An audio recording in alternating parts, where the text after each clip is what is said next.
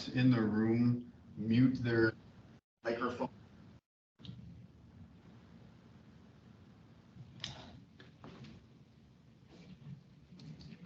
So if everyone could mute, that would help us, that would prevent the feedback issue which got this kicked off. So with that. All right. Thank you.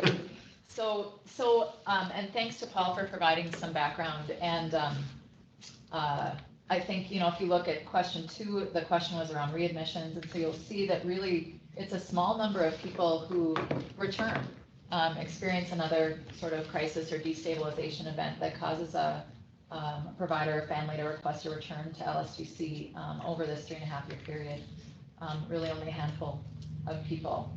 Question 3 asked about distribution of admissions. And again, not only in the last 3.5 years, but really as we've looked back over the last 10 to 15, we would see admissions about where we would expect in terms of not only population distribution in the state, but I would say distribution of DD providers, of facilities where people are living. I think it's true, and correct me if I'm wrong, the majority of admissions still do come from providers where someone is living with a provider. A handful come from a family setting, but it's more rare. So again, you'd sort of expect that you would see someone moving to LSTC from another provider, and there's a distribution across the state, but it's heavier in higher population areas. So it's about what one would expect when you look at the distribution of facilities and population. And then question 4 was on admissions reasons. We did talk about this a little bit last time. And again, I think not only the trends of the last 3 years or so, which was again our focus just for the data request for this particular memo, but looking beyond that, it has been this trend towards probably 2 things. The complexity of needs. So, and I don't know that we would argue that that's a new thing, but I think it's something that we're all very conscious of, is that people have multiple things going on that they need some help with, need some support with, and so it's figuring out how to make sure systems and services are aligned to that complexity. And then the second is really that trifecta trend, I guess, of harm to self, harm to others, harm to property. And while those may sound like behaviors, they're often symptomatic of so they're the thing you see. And again, I often think of, if you talk with young elementary teachers of young elementary students, they will talk about the behavior that they see in the class. And it is rarely, if ever, a willfully malicious behavior in that classroom. That behavior is a symptom of something else. And so really, that's our assertion here as well, is that you don't have, willfully malicious or violent or harmful people, but you are seeing the symptoms that create ripple effects wherever the person is. And so that's often what causes, it's the catalyst for a change. And I think what all of us are really committed to, and not only all of us at this table, but I hope all of us are committed to having that disruption that comes from that catalytic event being as short as possible, and not thinking about it as a discharge from one place to another or a permanent move from one place to another, but it's really more of a layered support that allows you to return successfully home, wherever home is for you, once you've stabilized and been able to find out, what works for you in the new normal for you, whatever the situation might have been. So we try to just highlight that in our response to the questions 2, 3, and 4. And then I think on the bottom of page 4, it's 4C, admission reasons with readmission broken out if possible. And so there again, you'll see that we did, and the percentages don't add up to 100 again because people have multiple presenting issues, but it is often that harm to others. Sometimes you hear people talk about it as aggression. It obviously feels like aggression to the person who is on the receiving end of it, but that harm to others is, it's not universal, but 82% of the time, that is something that is reported as one of the reasons for needing extra help, needing a change, needing to think differently, help that person through whatever their triggering event might have been. So that's how we view that number. And then you'll see that there are others that are common in varying degrees. we really are, this is an aside, I guess, but we really are trying to make sure that we have good quality data that we can use to help us garner insight. So always trying to make sure that not only we have systems in place, but that we're asking the right questions, making sure that fields are completed, all of those things that seem like bureaucracy, they seem like extra work. If we don't make sure we collect good data, we can't provide you with insight. So that's something that we're all, I think, real mindful of. I would say Tina probably feels like she spends more of her time than she wants trying to get systems to connect to each other, but we think it's important work, because if we don't do that work, we can't provide information to you or to ourselves or to people living in the state about what we're seeing. I will pause there for a second. I would say those first 4 questions are kind of all related to admissions, admission reasons, readmissions, and see if any commission members have questions that we could answer in more depth.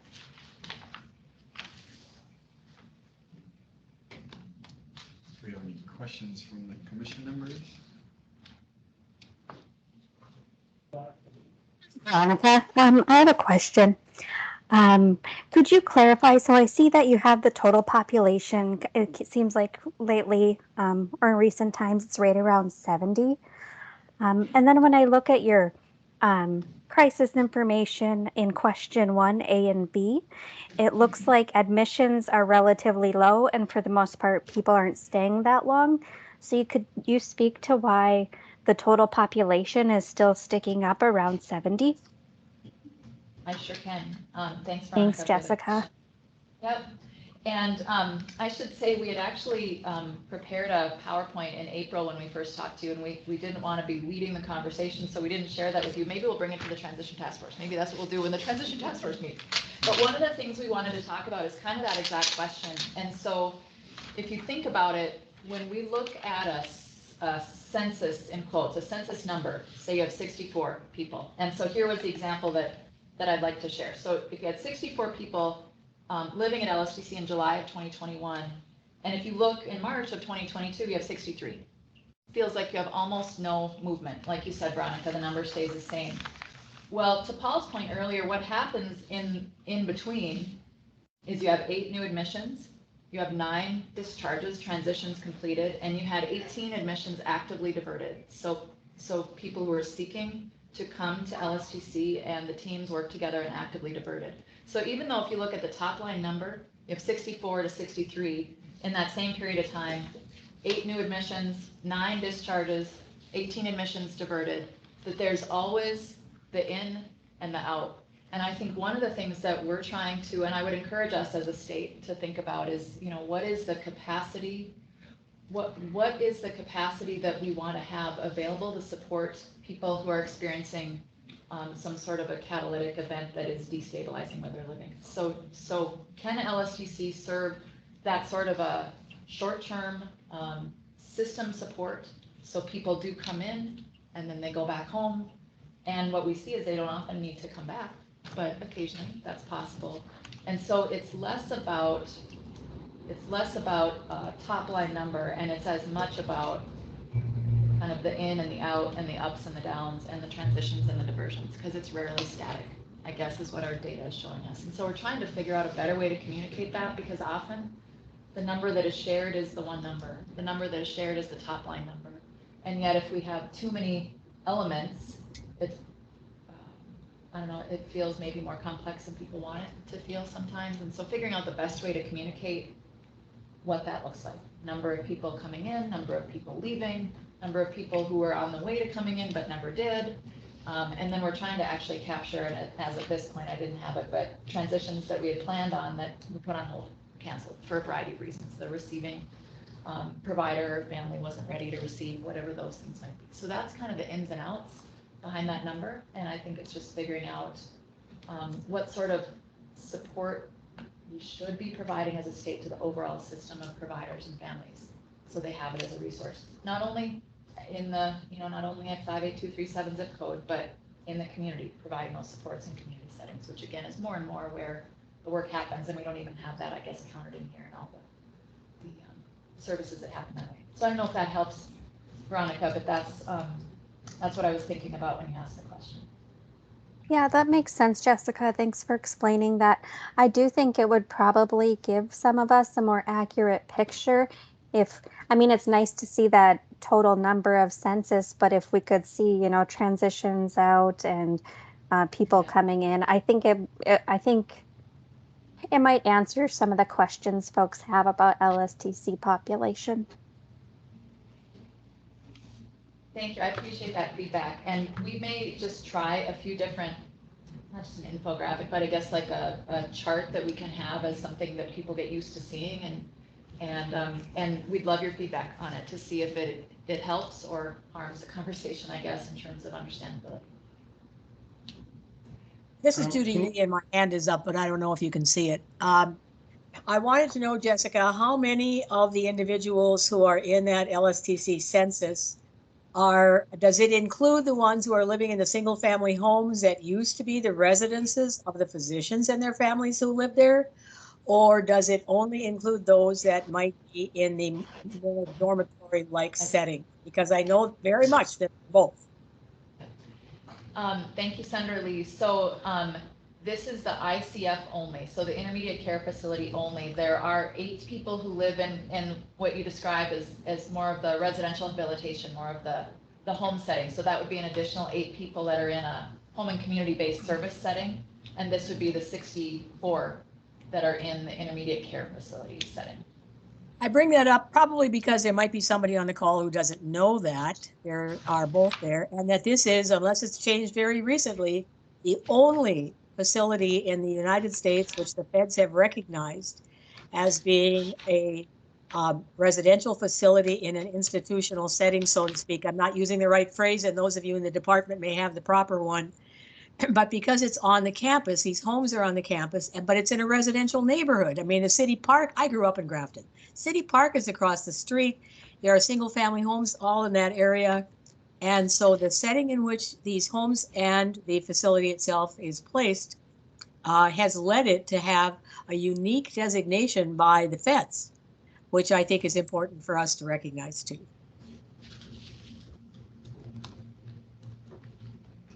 Senator Lee? Yeah, so you talked about how the total population is kind of hovered around about 70 people. Mm-hmm. What's the population in comparison to like people that are getting home and community-based services in the same amount of time? Has that stayed about stagnant? Has that went up? Or where is that number at? So Tina, I'll maybe let you talk about that just in terms of overall home and community-based population. I have something that's a few months old, but I'll see if I can supplement what Tina knows off the top of her head. Yes, I'm looking to see, I think the data I provided was just specific to VSD, right? Yeah, I just wanted to make sure. We probably were at about 5,500 is where we hover around at any given point in time that is receiving a waiver service, home and community-based service. You know, the Senate Bill 2256, the study that was just done on eligibility, it was actually, I mean, I always knew that we had a lot of kids that, you know, but I saw the data, and when I first saw it, I think, what did they say, 40%, I think, is roughly was under the age of 21.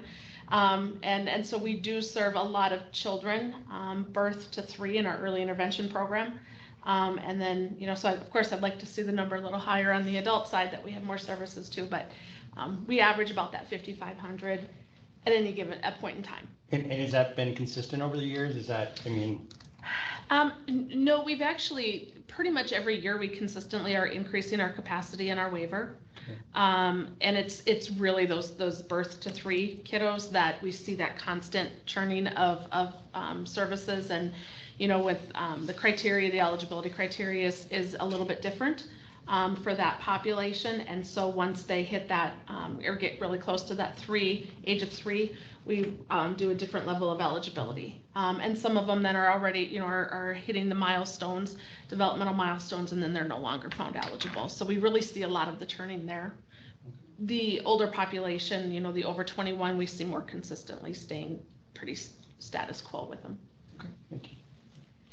The other thing that's just, I guess, interesting context is, you know, it's roughly 75% of adults with a developmental disability live at home with services of some kind, and over 97% of kids. So it really is, as you'd expect, it's higher for children and for youth. But it is a larger universe of population, and so really we are kind of honing in on on, one of the, I guess, the most intense levels of service in the system. And really a person is only calling LSTC when they need some different support, need some different help to try to find success back in the, home setting of their choosing. And just to put it into context to our ICF, our community ICFs that we have about 420 people in that. So, I mean, I think that's we definitely are utilizing our home and community base, but have more we could do. So the next section, it starts on page 5 of the memo, and we're asked to provide some statistics more specific to autism spectrum disorder. And so tried to parse it out a couple different ways. I hope it wasn't overly confusing, but I'll just talk through what we provided, because I think looking at it both ways is important depending on the question you have in your mind or the question you're asking. So if you look at 5A and 5B, there you see, for people receiving services from the IDD waivers. So people receiving IDD services and support, we took a 3-month snapshot, again, to try to make sure we had comparability, because there is so much in and out in all the systems. So we wanted just to kind of set a fixed point in time, and it's pretty representative. There's no reason to think that 3 months isn't representative. You had a total population served of 6,734. Of that 6,734, 1,229 people had an autism pervasive developmental Asperger diagnosis, which is 18.2% of the overall DD population. And then if you break that down further, of that 1,229 who are under age 22, 727, so 59% of the 1,229 are under age 22, so youth. 22 and older, 39%. So roughly 60% to 40%, if you think about that. If you look at the whole DD population, the percentage of people who have an autism spectrum disorder diagnosis, roughly 60% are under age 22, roughly 40% are over age 22. Then when you look at LSTC, so as a subset of that, there, if you have a population of 70 in that period of time, anybody who was at LSTC for any period of time in that 3 months, you had 33 of the 70, so 47% of the LSTC population that had an autism spectrum disorder diagnosis. If you look at under age 22, 17 of that 33 were youth, were under age 22, so 52%, and 48% 22 and older. So when you look at it in that perspective, actually the comparison between the total DD population and the LSTC population, relatively close, that you see roughly half of the LSTC population are youth and roughly 60% the DD population. But that's, I think, a little bit of a skewed way to look at it. So that's why I wanted to show it to you in the alternate way, which is in C and D. And so here it's the same numbers, but you just do the math a little differently, and it gives you a different picture of what you're seeing. So there you have, again, the same 6,734 people receiving services in the DD system by age. So of that 6,734, 55% of that total group are under age 22. So that would be your youth, infant development all the way up. So under age 22, 55%, over age 22, 45%. If you look at LSTC, as you would expect, smaller number of youth there. So 30% of the LSTC population are under age 22, and most are in that young adult, adolescent age group. 70% are over 22. So again, that's one thing to think about, is the LSTC population skews older to start with. And then you go back up and you look at that, again, with a slightly different look with the autism spectrum disorder diagnosis. So there, if you say you have 1,229 people in the total DD population that have an autism spectrum disorder diagnosis, of that 1,229, under age 22, 727. So you're not taking it by the 1,229, you're taking it by everybody who's under 22. So instead of the whole, so the difference is, instead of the whole population that has an ASD diagnosis, it's of the kids, it's of youth, it's of the youth.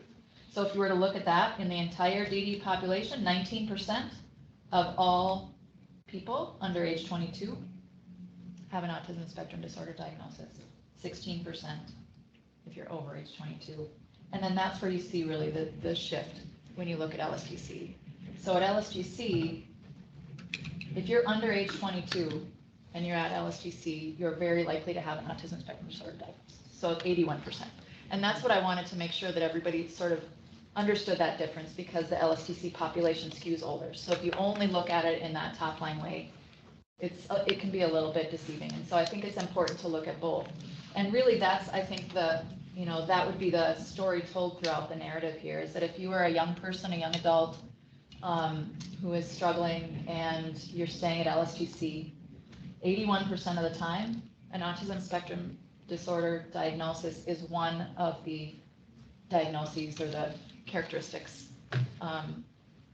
that is characterized. So I guess that's just two ways to look at the exact same numbers, depending on the question you have in your mind. I just wanted to make it easier for you to see the breakdown. Probably clear as mud.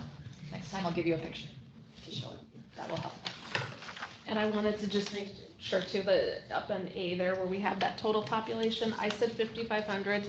I'm talking waiver, this is talking our entire system. So those that are open for program management that don't have any other services, those that are living in nursing facilities, but we still have them open because of, well, now the DOJ, we have to have everybody open.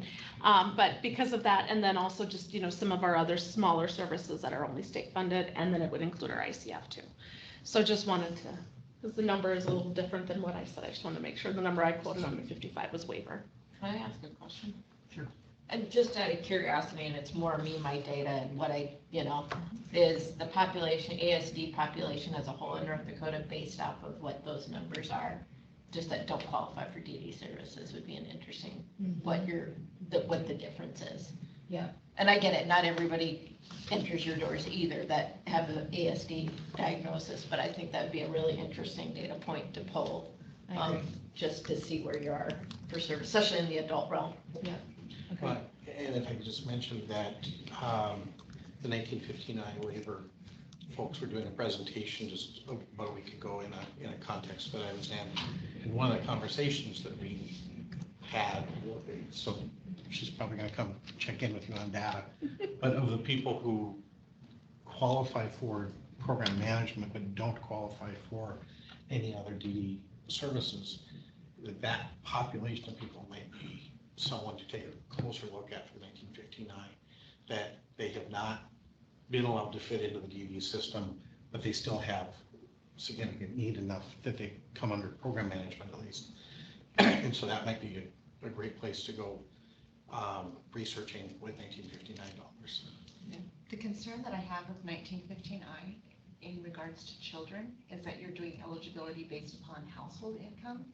And so you're going to still miss a lot of those kiddos because it cuts them out right away. It cuts them out immediately. Yeah. And so you could have, I think we've got a high number of kiddos that are really not going to find eligibility in services because of the income eligibility for Medicaid. We might at least be able to get a handle then on the numbers sitting out there. Maybe be another pool to look at for where gaps are, and can maybe focus conversations around that. I think this is going to, I think kids with behavioral health issues are going to be pretty significant. I mean, I think we did pretty well in expanding out to our Medicaid expansion folks in that, so it helped with the adult coverage, but I really am still very, very concerned about our kiddos with the lack of coverage, because they're not going to be qualified under DD services a lot of times, and they're not qualified under 1959 either. And so we're going to have a lot of problems with that. And then with our waivers currently, the way they are with autism, again, we haven't aged all the way up yet, so. And your points are very well taken, and I think you are not alone in calling out that youth is an issue that we have to think differently about, and figure out where we have to connect the dots a little differently. I would say that I would throw in the mix the Family First Prevention Services Act, which lives within the Children and Family Services world. It's theoretically states reusing foster care dollars in a different way so you can help families while they're still together as opposed to only once they're apart. So very similar idea to all of the things that have been driving the behavioral health reform over the last, almost decade now. It's been going on a long time. That same effort is happening in Children and Family Services, as is happening in home and community-based, as is, we hope, happening in Medicaid. And so it is to figure out where are we still missing the boat, and it is the connecting the dots that we're gonna keep trying to do a better job of, but having good enough data to get to that granular level of insight is still tricky.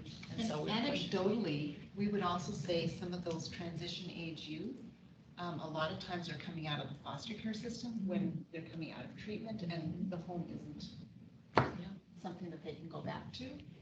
We're finding that in our, anecdotally anyway, there are quite a few youth that we've been involved with that have gone from transitioning from social services over to LSTC because no home was, they still had those needs, but they were coming from treatment and out of state or out of home treatment, and home wasn't available, so they were going into LSTC.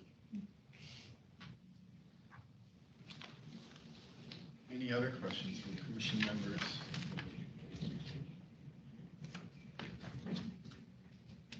So I think the last thing, and I'll just see if there are questions, but we try to provide you some background information on some of the assessment tools that underlie work in the DD system, information on the SIS, on kind of how that tool works, how scoring and weighting works, some references that are from the source, along with some of our interpretive information. So again, if there are other questions, we're happy to talk about it, but try to at least give you some resources that if you do want to dig in a different way, that you have ready access to do that.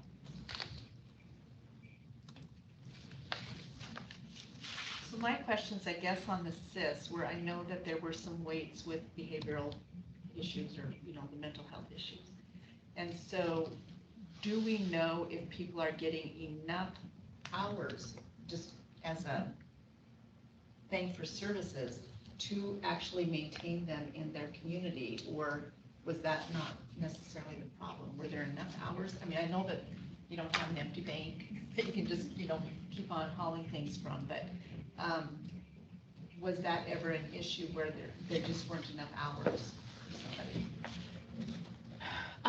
So there are sections, you're correct, of the SIS, and then there's sections of A, B, D, E, and E. They're home, community, I can't think of all of them, but then there's a medical and a behavioral. And when we did the development of the tool and how we wanted to allocate, we heavily weighted the medical and behavioral sections. So they are significantly higher than the others. And so I think, I don't think I have the data with me in my head, but I know that we have been starting to try and track some of that when people are coming into the LSDC. Did they have outliers? Because if a person does not feel, if their team does not feel that the SIS allocates enough hours, they can go through a process of requesting additional hours. And so then we have criteria if there's some physical aggression, if there's some significant medical needs, elopement, all of those things are criteria that may elevate them to be able to get enhanced staffing hours. And from what I have seen, and Paul, you might have more, it hasn't been, right now is difficult because with the lack of staffing, I think providers have a lot of unmet hours that they're being reimbursed for, that they're not able to provide all that extra staffing. But beforehand, it didn't appear to be that they didn't get an outlier approved, they discharged. It wasn't that they didn't have enough staffing. It was just the inability to, maintain them in that home, whether it's because of the others living in the home, the physical aggression or stuff like that. That was really other issues than right. Were there enough? And just speaking from in the last, since about 2005, 2007, my job has morphed into about 70% of my time is dealing with statewide issues. It's only about 30% of my time am I embroiled in whether we should have a staff party during COVID or not, which we couldn't have. So anyway, so I'm dealing with the crises going on around the state. Some of the things we try and make sure we get in there is there a behavior analyst involved? And if they're not, we can. If there is a behavior analyst involved, are they feeling overwhelmed and can they use some more collaborative support?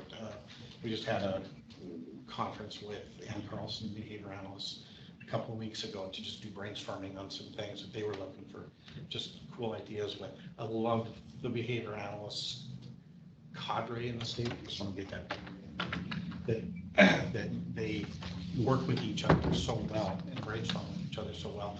So if they're having problems thinking through something, they're really good to reach out. And then other layers. One of the first questions we always ask is, where's the outlier at? You know, is there an outlier here? Is there one needed?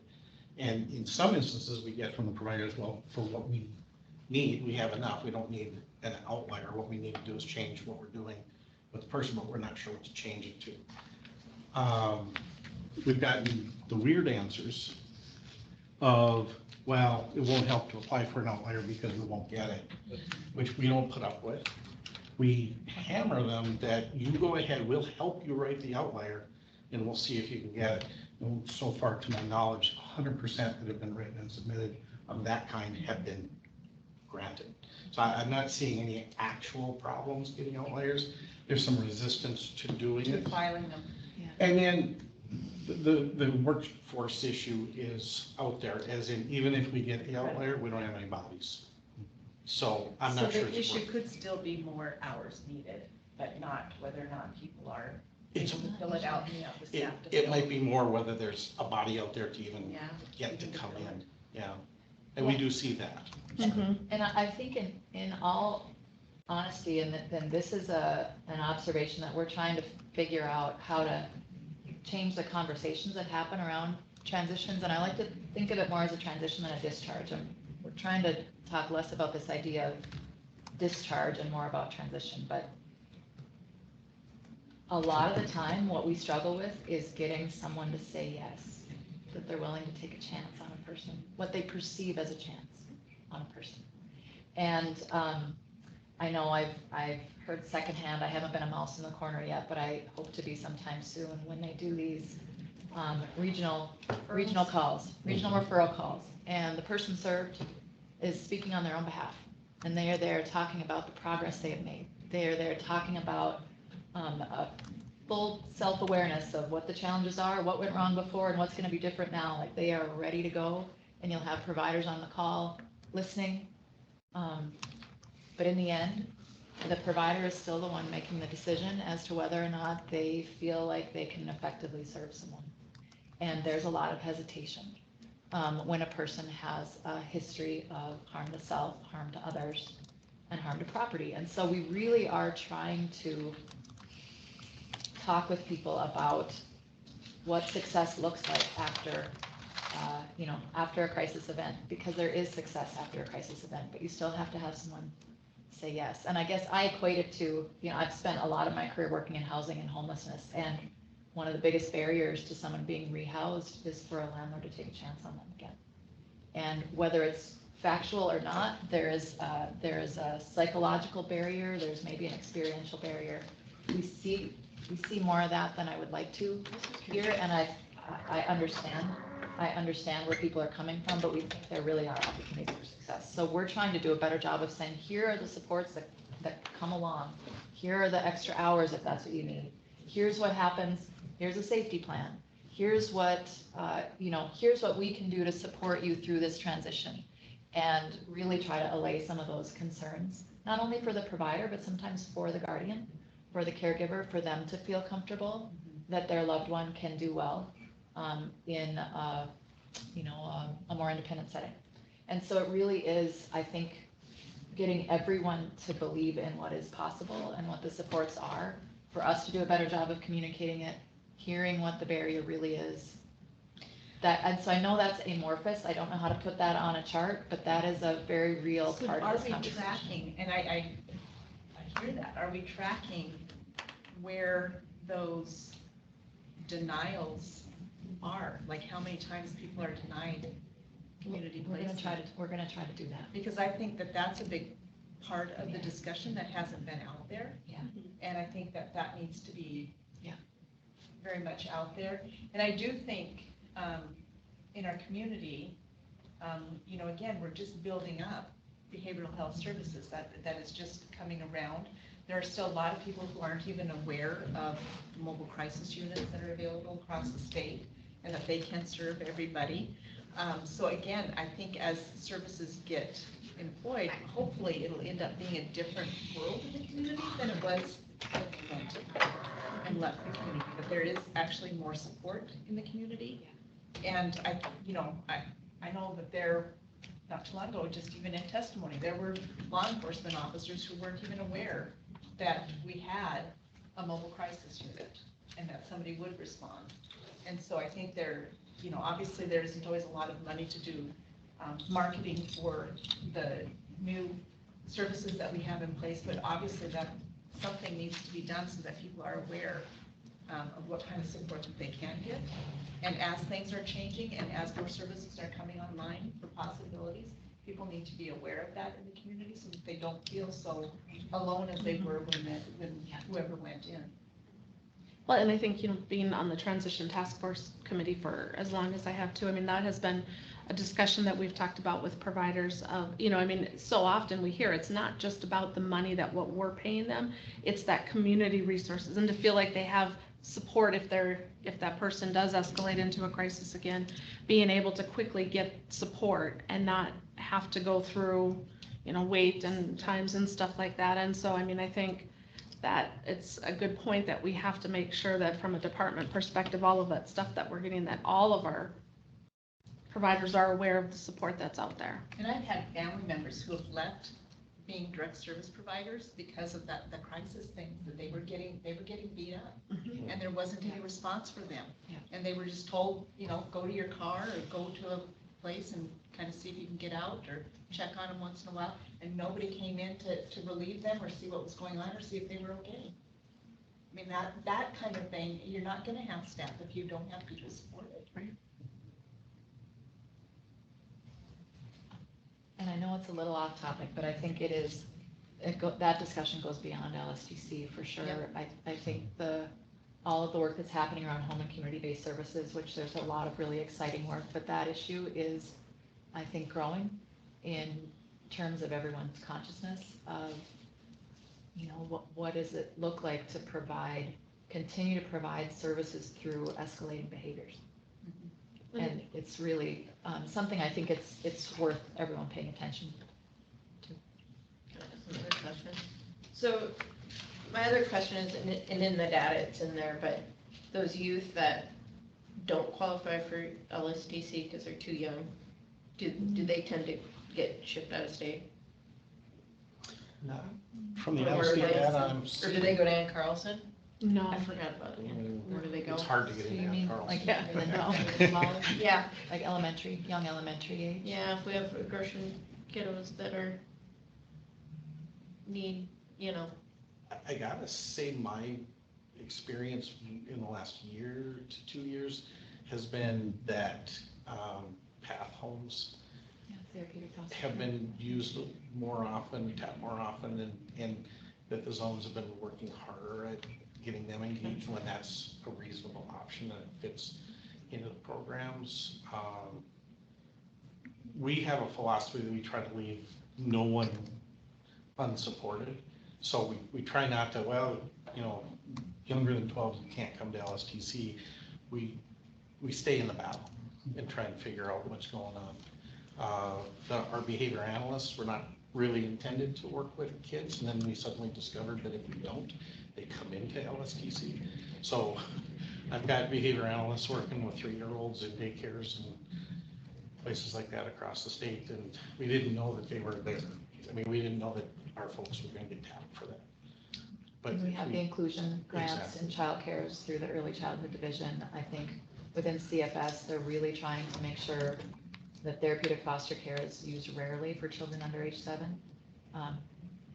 That's probably not an appropriate thing either. And so there really do need to be just a whole different suite of services around a more sort of a family-like environment when a child is that age. And that really is the push across the whole system. But like Paul said, it's rarely an easy fix. And so it does take a lot of people putting their heads together to figure out what do we have to try differently, especially when a child is under 10, under 12. That's a really different discussion, and that's what a lot of the elementary schools see. So, we have a fair amount of work going on in the early childhood division around not only inclusion grants supporting kids in inclusive childcare settings, but really ramping up the training and professional development that's available for childcare workers to understand how to be successful in helping to de-escalate children, help children with special needs, sort of find a way to be successful in the setting, work with the family. That's a whole another element of this. Senator Lee, you have a hand raised. Yes, because I don't recall if I shared with this group before, but really a quick little, very positive story. There's a wonderful young couple in West Fargo who have a baby boy who's maybe 5 months old now. Anyway, he was born with significant health challenges, was in Children's Hospital in Minneapolis for several weeks. And only really because Sanford had the kinds of specialists here that there are, were they able to bring him home when they did. But anyway, they had contacted me about whom they could see because they knew now they had identified some of the challenges that he had or was likely to have. And so we got them in touch with Ann Carlson. And they said, well, ordinarily we don't evaluate until 3 months, but somebody came and spent time with the family and evaluated this little guy. And they have provided suggestions and various kinds. They've been very helpful in many ways with just things like what kinds of things will be good to stimulate motion and attention and toys, in essence, that the parents can work with this little guy. And anyhow, they have been so pleased with the kind of support that they've gotten from the Ann Carlson people. I just thought, we hear lots of complaints about stuff. I just thought that might be kind of nice if we heard about someone who's really felt that ACC has kind of gone above and beyond because he was so young when they started and is in constant contact with this. Thank you. It's good to hear. Veronica, you had a request, or is there anything you'd like to, you put in the chat, would you like to clarify Yeah. that? Or? I just think that Tina really hit the nail on the head when she was talking about outliers. I'd be, anecdotally, we do hear, that outliers are frequently denied by folks. And I know you probably hear a lot more of the negative than you do of the positive, like Senator Lee mentioned. But I would be interested to see if we could get any data on outliers approved, requested, denied. And if that has any impact on folks going into LSTC, and could we be using those outlier requests to, do some of that diversion? Yeah, Veronica, we have pulled that information. We do it on I think we've been doing it probably twice a year, basis for our steering committee. So I'm trying, I know we've got a meeting coming up in August. So I'm trying to think at the last meeting if we provided the data, but yeah, we do have that memo. And and it actually is a lot lower than what, the denials are a lot lower than what people, what it sounds like. But there is also then the, people like Paul said are afraid to submit an outlier even. So I mean, we're only dealing with what we come into us, but yes, encouraging providers to submit those outliers is a key. But yes, we can get that information for you, Veronica. Presented last time. That's already prepared, so we could get that to you quickly. Thank you so much. And just from thinking in terms of LSTC, the biggest complaint that we are getting statewide is that we are impossible to get into. It's a reputation, I guess I'm happy to hold on to. So it is difficult to get somebody in because we work so hard at pounding out every alternative option that we can think of. And the outliers are always an option. If having an outlier would make a difference for somebody, they get them. So, I mean, on that, in terms of preventing admission to LSTC, if it was the outlier that was doing it, there's been no issue whatsoever in getting those. Other issues of the failure of the system are involved in why someone actually comes through our doors, but it has not been either the SIS level of service or the outlier itself, because we've got solutions for the people that we see being referred to us. And another thing that we've done with our outlier policy too is when someone is transitioning out of an institutional setting, for that first year, the criteria is different. And you don't have to show so much of the data that, you know, they have that imminent risk. And so we've made it easier for providers to get that enhanced staffing that first year of someone coming out of the institution.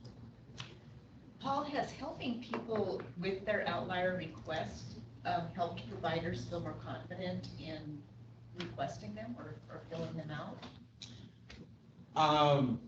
You know, a few years ago, they would actually take us up on the offer to assist.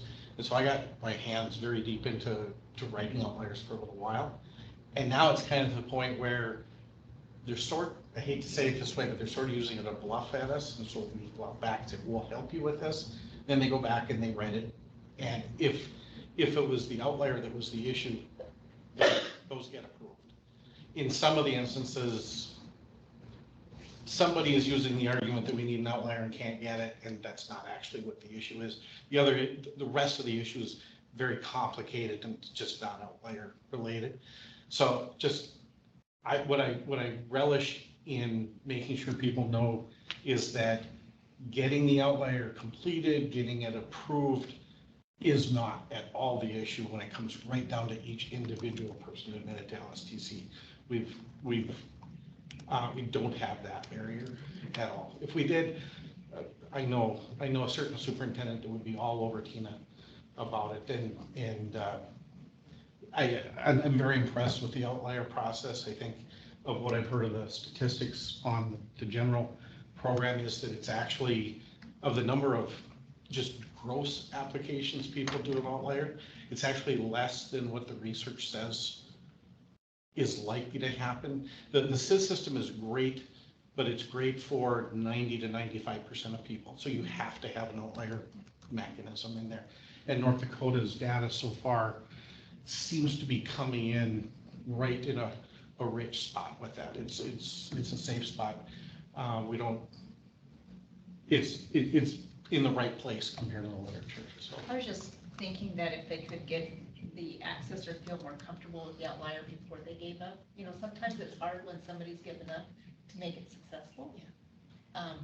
So it would be nice if people knew that they had support before they emotionally gave up in a situation. That's I think really the $1 million thing that we need to figure out, because we've talked about the team, the CARES team, the behavior analysts that are out there, and all of that support. How, making sure that providers, families use those resources, outliers are also part of it, before they get to that point, and sometimes that's unfortunately what we see happen is the provider, I'm doing a 30-day and that's it, I'm done. And not just provider, it's happened with families too. Families as well. And none of that has been attempted. Right. Yeah. It's that emotional give up. Yeah, which you totally understand, and that leads into it, and this is the last thing I'll say, Ryan, and I know you have other things on your agenda unless there are questions, but we also would very much like to find more ways to help while the person is perhaps living at LSTC and finding path to stability. That family, if they're coming from a family home in particular, has a lot of healing to do as well, and a lot of processing to do as well.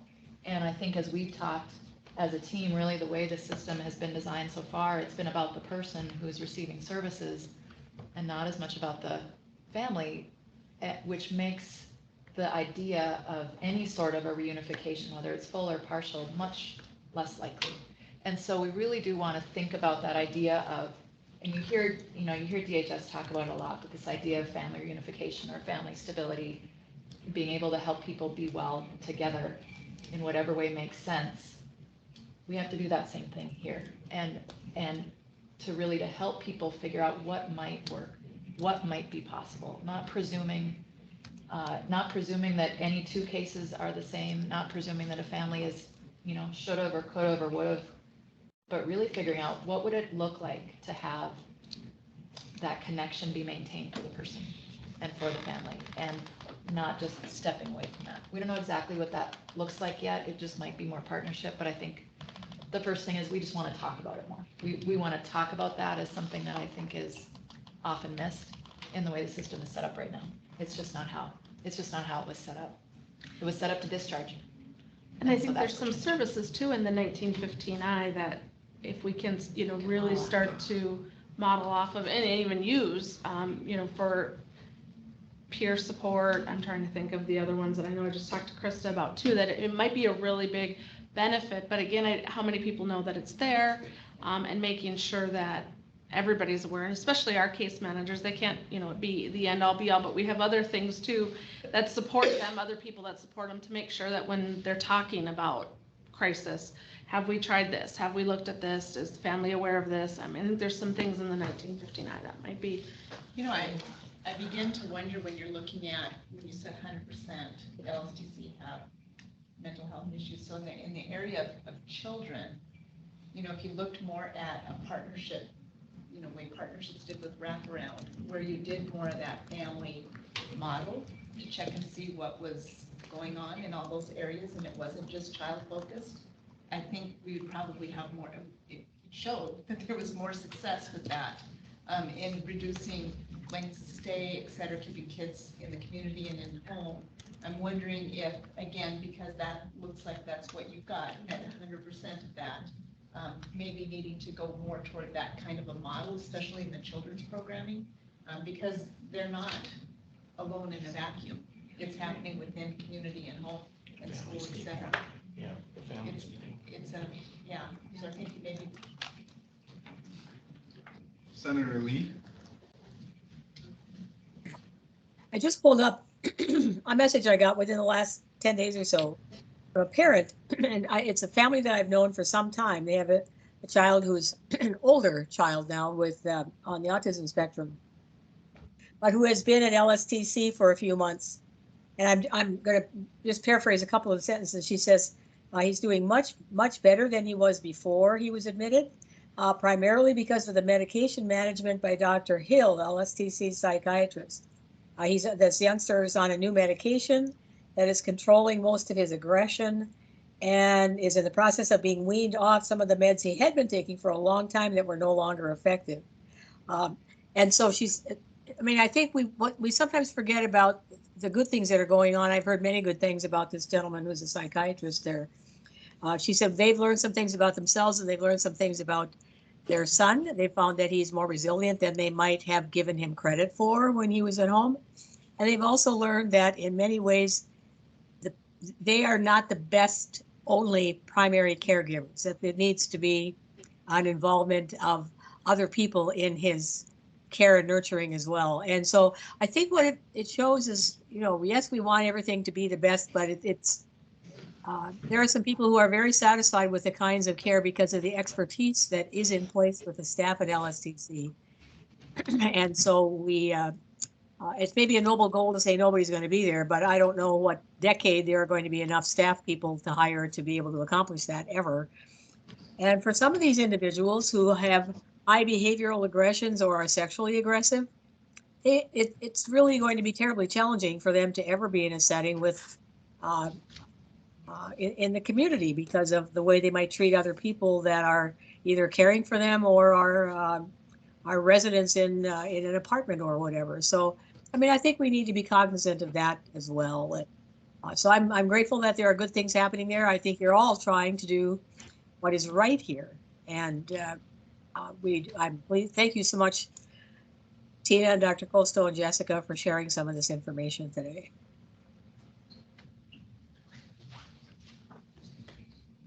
Jessica, do you have anything else on the memo you'd like to address?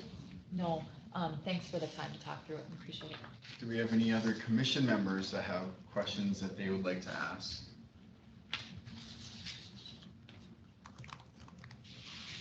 Hearing none. How about members of the public? We've got a little bit of time here before our next agenda item. Ms. Hanson, I see that you have posted a question in the chat too. I don't know if you would like to ask any of those questions to the staff here. Oh, I was just Anyone else? hoping for a read and answer. Um, early on, I just wanted to add the comments with the 1959 discussion, and it's frequently kind of overlooked and said that the 1959 can possibly fill some gaps in specific behavioral health oriented services that those who may be ASD voucher or IDDD waiver eligible. But because of that 150 cap on the household income, even though they're waivered for the waivered services, they're not then eligible for the 1959 services. So it really eliminates a large number that could benefit with those gap filling efforts. My other questions were kind of stemming off of Kirsten a little bit, and more specifically was curious in the breakdown of those numbers of the 12 to 21 or 12 to 22 that are at LSTC, and the history of or prior services that they may have been eligible for or denied. Everything from early intervention to Part B, special education, 504s, anything of that nature, what services they may or may not have received, and then what they were receiving at the time of admission. To kind of look at, maybe give us a better idea of where those deficits are, if there's not tracking, if there could be tracking of things like that. And then somebody had talked on the deferred placements for the under 12. I heard the path homes and things like that, but is there any data that's collected on how frequently they're in an inpatient psych bed, or how frequently they're in an outpatient psych bed? How frequently they're placed in out-of-home placements of any sort, and then of course that in-state or out-of-state piece. And then if we know that they're being placed elsewhere and the community setting is not meeting their needs, whether it's the under 22 or they're over 22, what kind of tracking is being done so that we can incorporate that into the duplication of that service that is meeting their needs, so that we can keep these kids and adults closer to home? So I can start. First, I can tell you have a good mind for data, so great questions. And I will take back that, so we've tried to do this. I would say the conversations that happen include a lot of the content that you ask about, the kind of the journey that a young person follows. For us to be able to extrapolate or to extract that in a way that is data reportable, we're still trying to figure out a good way to do that, but I take that as a really good reminder. The one thing that we maybe could possibly do, and so I won't commit to it now, but we'll talk about it, is if we did look at, it's a relatively small population at LSTC, if we figure out, could we do a more in-depth, vignette or review of the young adult and the youth population that has been at or through LSTC over the last couple of years, and really see if we can identify some patterns. I mean, we have to go back through case notes and team notes and sort of all sorts of narrative, but that's fine. It's just a little harder to do. But I think the question is really a good one, and so thank you for raising that. I will not volunteer that we can magically do that, but I absolutely think we should find a way to do that. So we'll talk about that. Thank you. Can I kind of add to Brittany's thing? I think it would be really data. It would be interesting to see if there's especially the youth and that, I'm going to just say school age kids, right? That piece, even if they're 12 or even older, just that piece, and seeing if there's seeing if the data shows that one area is more concentrated than the other. And I have a feeling there would be some pretty significant data. But it will be interesting to see if there starts upticks as other school districts adopt certain kind of things. So I'd really be interested in saying that. Not saying, but I have a feeling that there would be some pretty significant data that would come out of it. And I maybe should refrain, but I can't help myself right now, even though there's a legislator on this call. But I mean, really, one of the things that I think is important for all of us to remember when we talk about, how we invest resources, and sometimes when you see investments being made in data systems or in technology systems, it feels like it's administrative. It feels like it's overhead.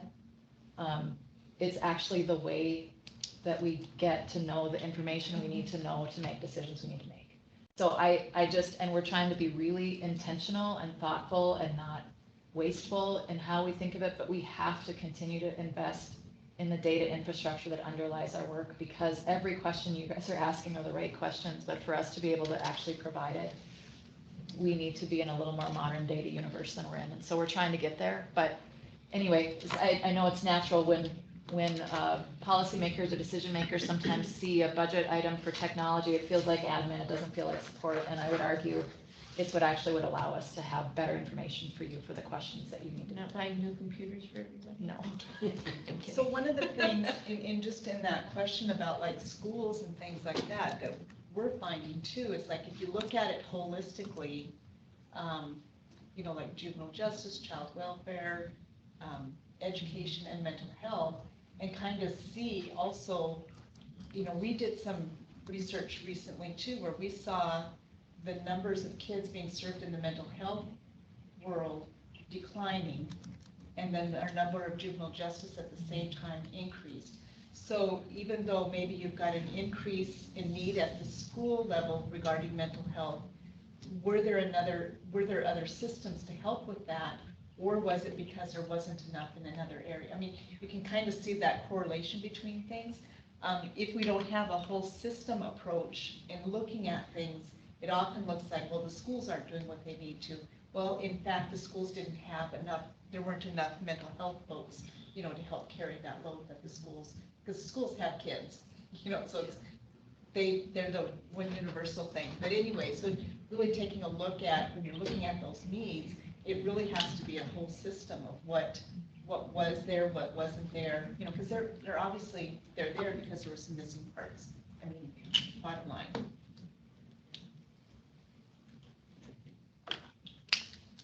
We've got that request from Brittany Hanson.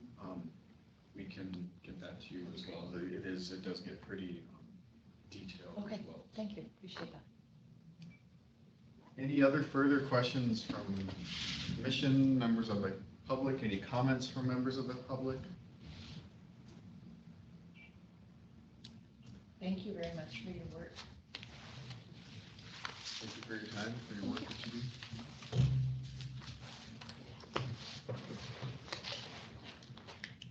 So we're a little bit ahead of schedule. Would the commission be opposed to taking a brief break, convening at about 2:30, 2:35, and then maybe we could jump ahead in the schedule and come back to 3 o'clock? Yeah, and the 3 o'clock, Monica, Heather are actually here, Okay. but they are also on a all teams behavioral health meeting until 3 o'clock. So we can start at 3 on the dot, but if we want to skip forward to some other items, that would probably suit Okay. them better. Well, if, yeah, maybe we could still do a 5-minute break and then we could come back and then we could just go right into Monica's presentation on Heather's presentation on 1959. So we'll reconvene in about 5 minutes.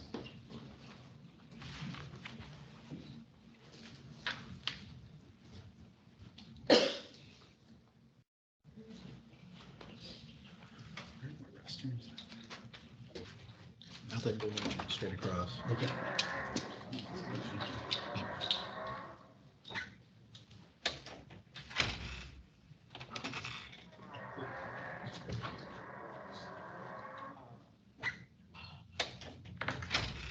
Kirsten, so taxi's really struggling for drivers too, That's what I heard.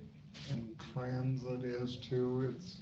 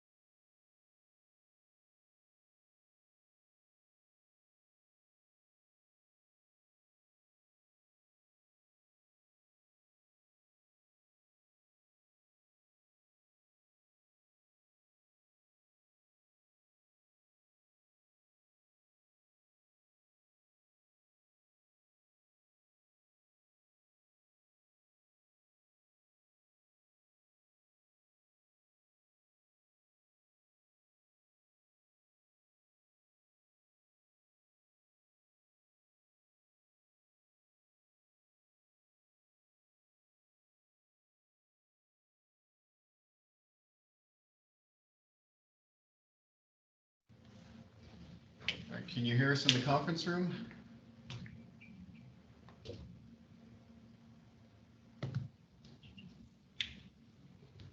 The senator has left for a moment, wondering if we might pause until she's Okay. able to get back. Sure. We can hear you. Thank you, Veronica. The voice of God from the heavens. Veronica, you are a very loud and powerful voice when you speak, so it's with much authority.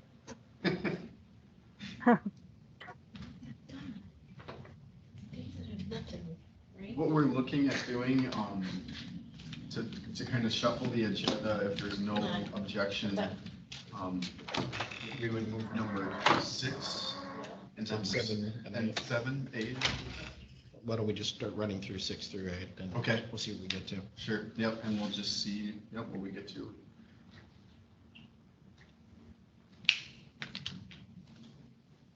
We want to wait for this, Senator?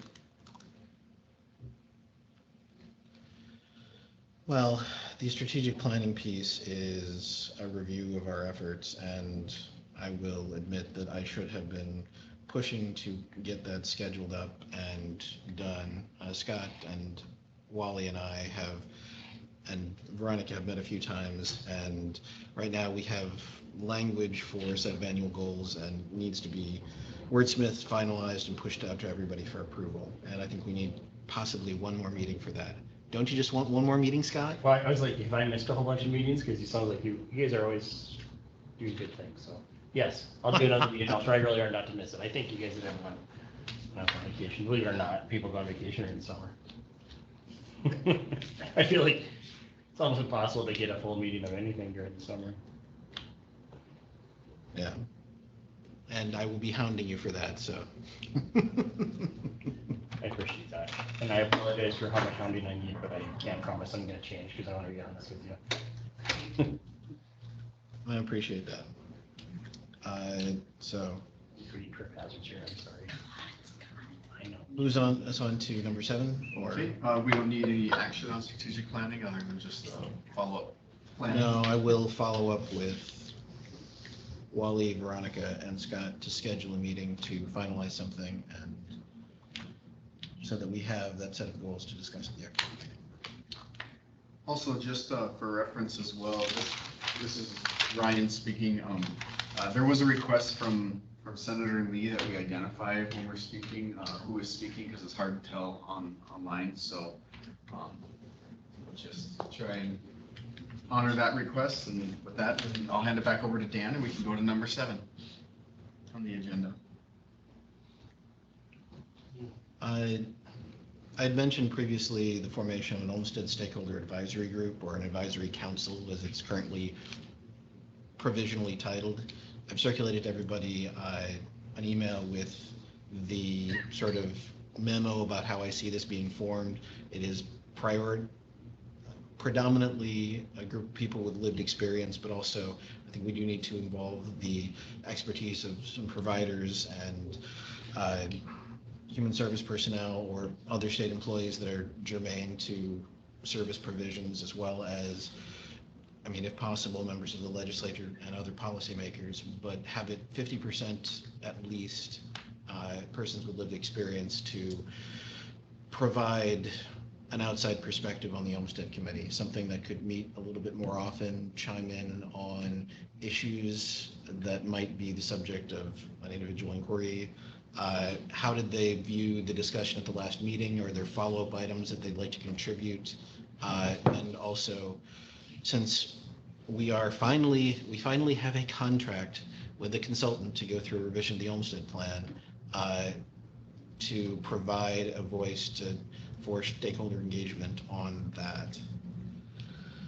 So I would like to take a look at the application I put together and sort of that general call for applicants. I know that right now it's a little bit in dry legalese. It's a personal problem with my writing. But I've taken the liberty of contacting a few of the advocacy groups in North Dakota to say that this is something that we're thinking about, and if love for the members of the Olmstead Commission to reach out to people that they know in the community to say that this is something that I think that we'd love to hear your voice at that. If you can bring those voices to the table, I think that would be a great way for you all to contribute those voices that you want to see or hear to our discussion. So, is the senator back online? I believe so. Okay. Yep. So with everyone's consent, I'd like to go ahead with that formation and put that out in the public for applications. If we could have a small subcommittee to review those applications and vet the people that will be coming through, I can assemble the roster of people for us to take a look at, and then we can have sort of a potential roster for the next meeting, if that's. I think it's a great idea. Do you want a motion for that, or do you think just? I don't think I can. Oh, okay. Would somebody like to I would motion like for to that? make a motion that you bring back the, kind of the formation of the Olmstead Stakeholder Advisory Group. We have a motion to bring back the Olmstead Stakeholder Advisory Group. This a is second? Veronica. I would make a second. And I would probably ask that Dan think about whether or not there would be term limits and how many people would be sitting on this advisory council. So bylaws as well, gotcha. Well, I don't even know about bylaws, but at least some loose rules. We have a motion and a second. Any And further you have discussion? a hand raised from the Senate. Senator Lee, yes. We have a myriad of advisory groups and bundles of them, many of them involving some of these same people. Is it really, do we really know if we need to have another one? Because many of those advocacy groups could be invited to participate that are already there. Chris Jones and I have talked about this often, that they end up being disjointed because they're just are. You don't even know how many there are. You ought to get a list from them sometime. So I'm questioning whether or not we need another one, because our job in Olmstead is not to plan everything for the state of North Dakota. It's to respond to concerns that are brought to us after they have been reviewed and when they're in inquiry about whether or not it rises to the level that the Olmstead Commission should be involved. And we are getting way into the weeds, in my opinion, in what we are looking at doing, in expecting us to have oversight and reports on things that are already having to be reported to other places where there is accountability already in place that is probably stronger than ours.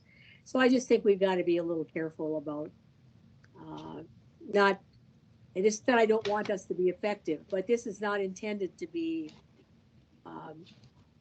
an extensive oversight of every program that is being made available. Not program isn't even the right word. Every benefit that is made available to every individual in the state, but rather encouraging those places those groups that are already in place to work together to make something happen productively. So I'm not enchanted with another stakeholder group. That's all. Any other further discussion on the formation of a stakeholder advisory group? And Senator, your hand is raised. No, I'm just trying to bring it down again, but my finger isn't activating my iPad very well. All right, hearing no further discussion, we'll call for a vote. All in favor of the stakeholder advisory group formation, say aye. Aye. All opposed, same sign. Nay. Motion passes. One nay. And Dan, do you need anything further from us moving forward on that? If anybody would like to volunteer, I can go through and do the process of collecting individual applications.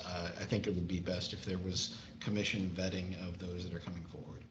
And as Veronica said, some discussion of term limits and rules, and that is best left to commission members.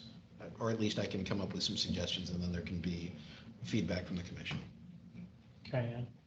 This is Scott. I just would like to add is that's being developed to keep things as accessible as possible. Sometimes if you get too rigid, you scare people away. And so if it's something where people feel like they have to commit for a lifetime for, or even if it's for 4 years, whatever terms are, or whatever, I think the important part is to ensure that we have people that feel like they're part of our group, more so than if, this go for effectiveness over perfection. So as we're doing that, just to be as careful as possible. So is that a volunteer to help with the effectiveness?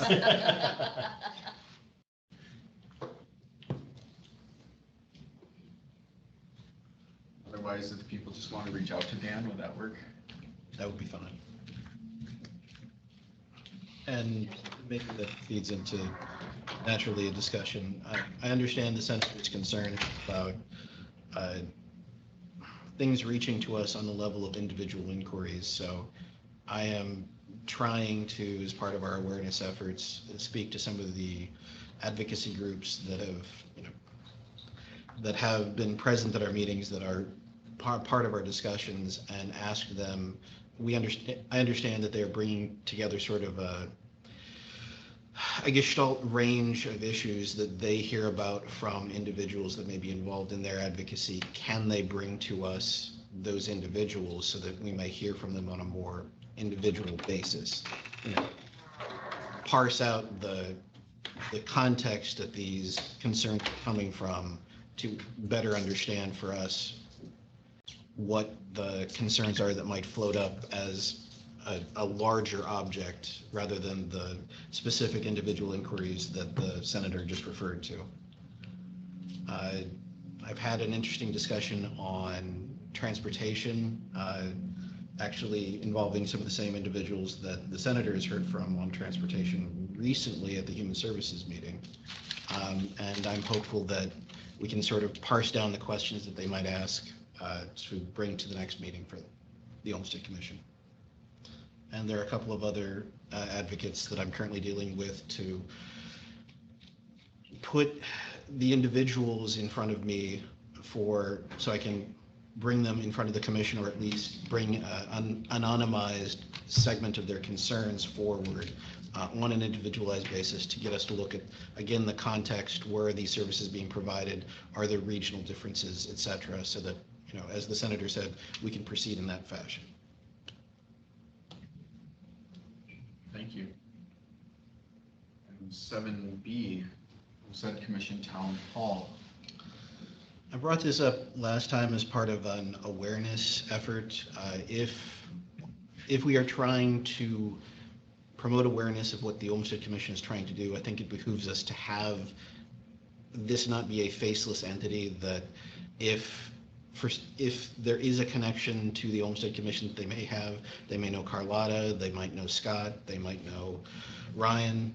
We'd like people to understand who they're coming to. So my vision is probably a very grandiose term. I thought that there could be some sort of awareness event, a discussion of what the Olmstead Commission is and how it came about, with actual Olmstead Commission members there, so that the audience members could ask questions about what they've just heard from the people that are on the commission. I had talked with Julie Horntvit about this. It may or may not work for their all annual conference. I'm scheduled to be there, but it is in the middle of the working day. I'm going to be looking for another opportunity. And again, I'm looking for volunteers/victims. To be part of the panel? Yeah.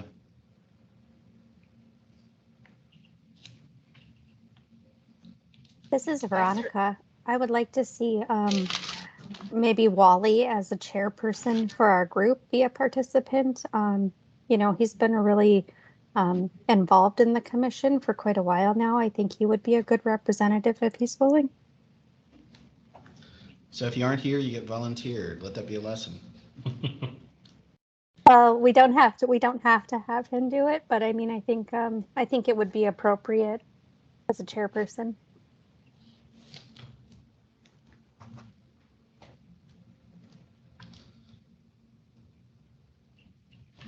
Do we have any other volunteers? Perhaps our other co-chair? Depending on when, I might, I would second Veronica's suggestion of Wally. He's got far more experience in this area than I do. I'm still trying to learn the acronyms. This is Carlotta. I would volunteer again, depending upon when and if it fit in the schedule.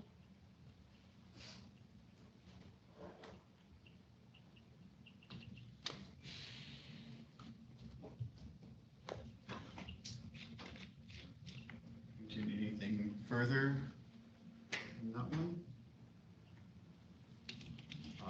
I'd love to have all the possible participants I can, because as you indicated, I mean, it is going to be a question of scheduling, but if I can find a suitable event or possibly a couple of events, I'll try to set that up for later on this fall. Because as Scott said, for some reason during June through August, it is really difficult to schedule people to be in a place where it's not the lake. Senator Lee did ask a question about funding on a stakeholder advisory group in the chat. I don't know if you have any thoughts on that before we get too far away from that topic.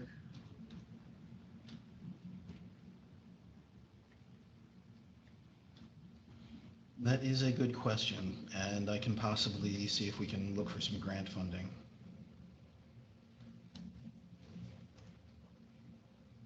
My understanding with the stakeholder advisory group is it wouldn't be a large cost item.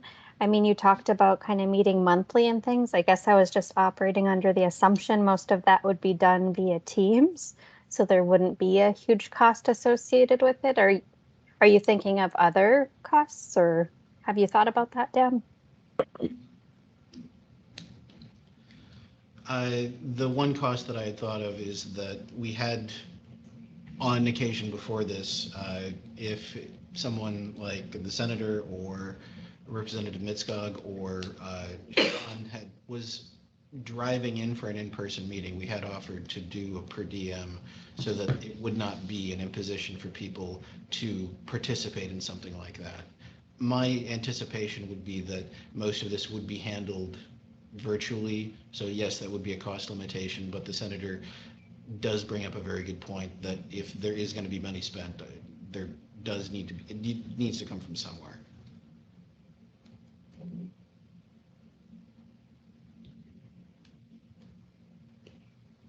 All right. So don't spend it all. Fewer novelty pens. I'm getting the memo. Moving on to item 8. Okay. Unfortunately, the procurement process for these two items has been longer than I would have really hoped for, but we finally have signed contracts thanks to Julie's diligent work and sending things back and forth between UND and DHS and the people out in TAC in Boston. We have contracts for the workforce survey. We have a contract for the Olmstead plan revision consultant, the workforce survey.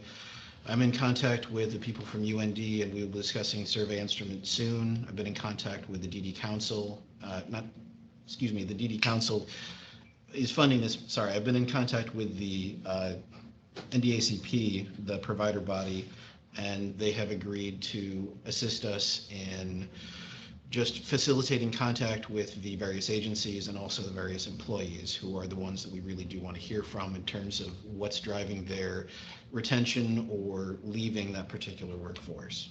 So I'm hoping for some substantive movement on that by the next meeting. And like I said, I should be meeting with UND relatively soon. We're trying to schedule the first meeting to talk about the survey instrument and demographic questions. I'm hoping that the fact that many of the questions will mirror the QSP study that was handled by UND in May will assist in making the process of information pretty simple. Any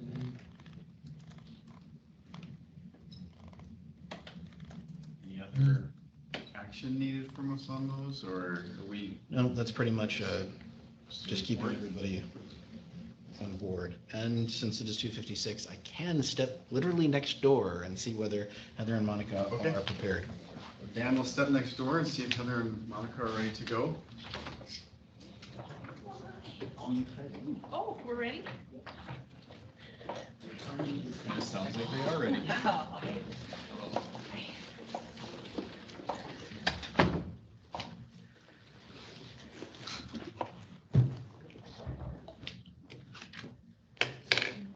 Here, regroup. No problem.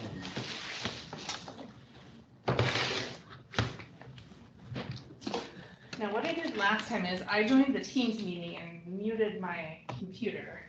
And then that way, that seemed to work okay. So I think I have the Teams meeting invite. It'll work for us. Oh,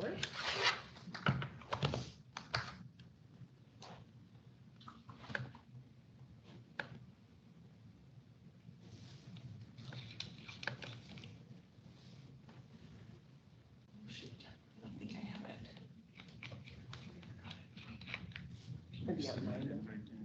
Sure. Thank you.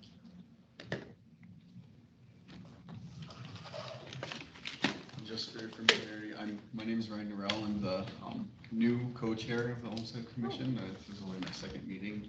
I don't know if the other commission members would like to introduce themselves as well while you get set up, so at least you know who your audience is. That'd be great, yeah. Yeah. I'm Scott Burlingame. I represent the Center for Independent Living. I work in Minot at Independence Incorporated. I'm Carlotta. You just want to mute your computer. Yes. Sorry. I'm Carlotta McClary, and I'm with Mental Health America of North Dakota, as well as the Federation of Families for Children's Mental Health. Hi, Carlotta. Hi, it's good to see you guys. Veronica, Senator Lee, would either of you like to introduce yourselves as well online? Judy Lee, West Fargo Senator, Chair of Senate Human Services. I'm Veronica Zietz. I'm the Executive Director at Protection and Advocacy Project. And also Representative Mitskog. Oh.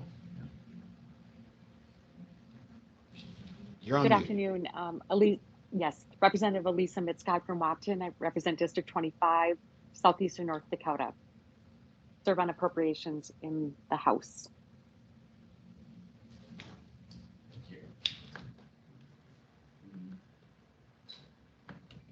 Is that everyone that we have for commission? Okay.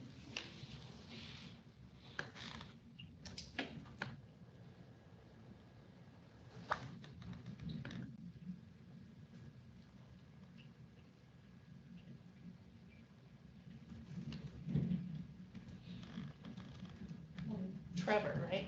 Trevor Van Okay. I recognize your voice last time I was in a meeting with you here, so. So are we ready to go ahead and get We are started? ready. Great, okay. I'm gonna go first and then Heather's gonna go. And please, if you have questions, feel free to interrupt. I'm totally fine with that. All right, so I'm gonna talk today about the 1959 Medicaid State Plan Amendment. Oh, yeah, sorry. I'm Monica Haugen. I'm with the Behavioral Health Division. I'm the 1959 Program Administrator. One of two, the other one is in the Medical Services Division. So she works more with the state plan amendment itself, the policy and procedure, kind of those more Medicaid type things. And I'm kind of more of the education, stakeholder engagement type of the role. So that's why I'm here today. So I just want to touch briefly, y'all are probably aware, but just a quick refresher on the 1959 eligibility requirements. Ages 0 and up, so some services are more for youth and families, some are more for adults. The individual needs to be enrolled in Medicaid or Medicaid expansion and have a household income at or below 150% of the federal poverty level. Also, the individual has to have a qualifying substance use, mental health, or brain injury diagnosis, and a HUDAS score of 25 or above.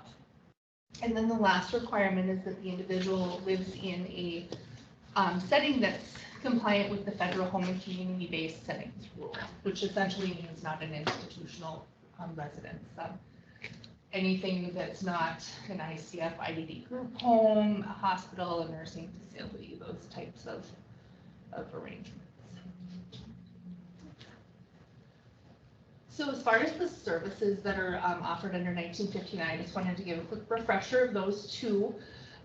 So care coordination is required for everyone in 1959 because that is the person who helps connect the individual with those other 1959 services that they need or want.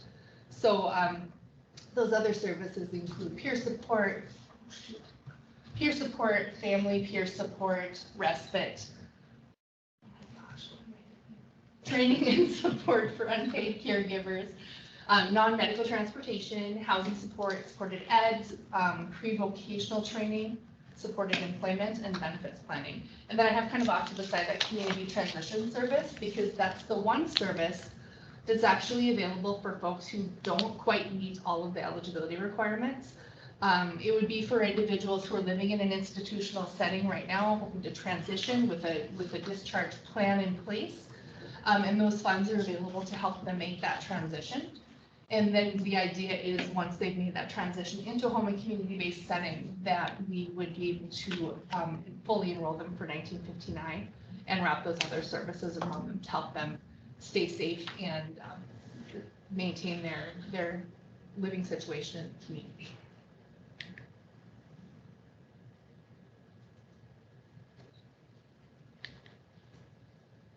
Okay, so it was requested that I talk a little bit about like the different waivers and 1959, kind of how those work together. I think it's really important to remember that 1959 is essentially a gap filler. It was designed to fill the gaps that were existing in the mental health or in the behavioral health service delivery system. So it was designed to supplement other services. So, you know, I hear a lot of people who question whether somebody can be on the DD waiver, on the autism waiver, you know, receiving any other type of HCBS services and still be in 1959. The answer is yes. What's important with that kind of arrangement is that we don't request services through 1959 for that person, but they are eligible to receive through the waivers that they're on. So I watched the Human Services Committee, or was it the Acute Psychiatric, where they talked about the Alvarez and Marsal report, the DD and autism waiver kind of focused report that just came out.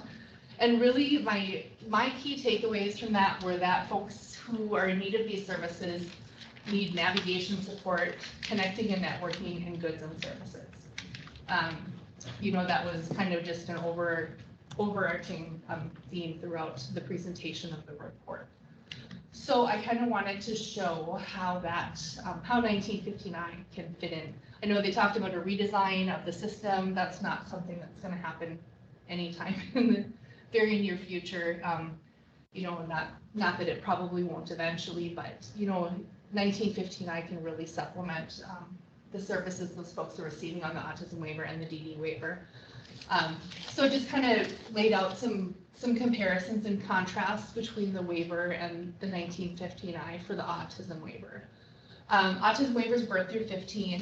The 1959 is birth up. So, you know, when you're looking at anybody who's over 15, 1959 is a great way to transition folks off, you know, off the services they're getting through the waiver and on to 1959 services.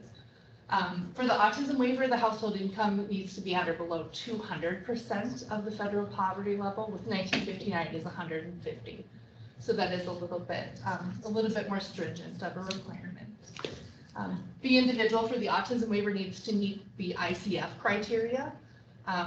For the 1959, that's not necessary. They just need to have that behavioral health diagnosis and that GUDAS score, indicating their level of functional limitation.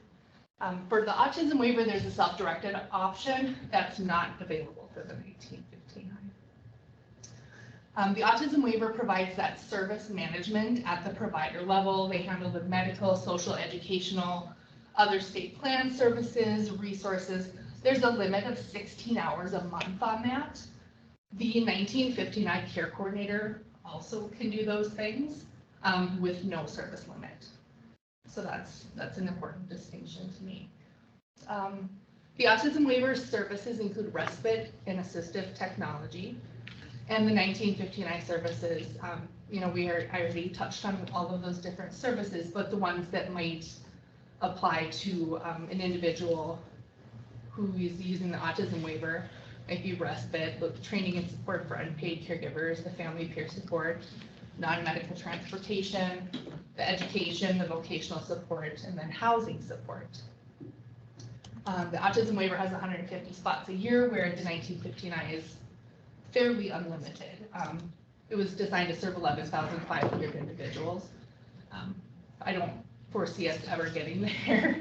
So unlimited is maybe not the right word, but we have a lot of capacity for 1959.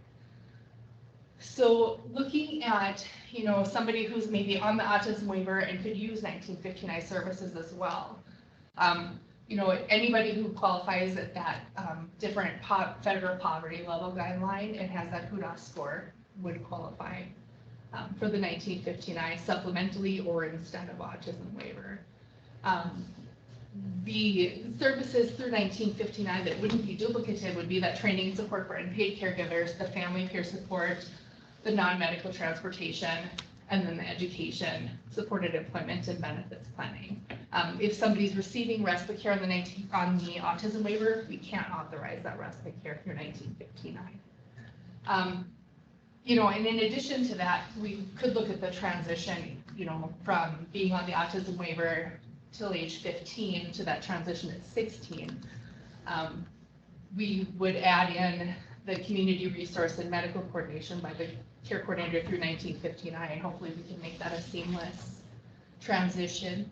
And then we can add in that respite care up to age 21, because the 1959 respite goes up to 21. We could start the pre-vocational training at 16 and housing support at 17 and a half, and then the peer support at age 18.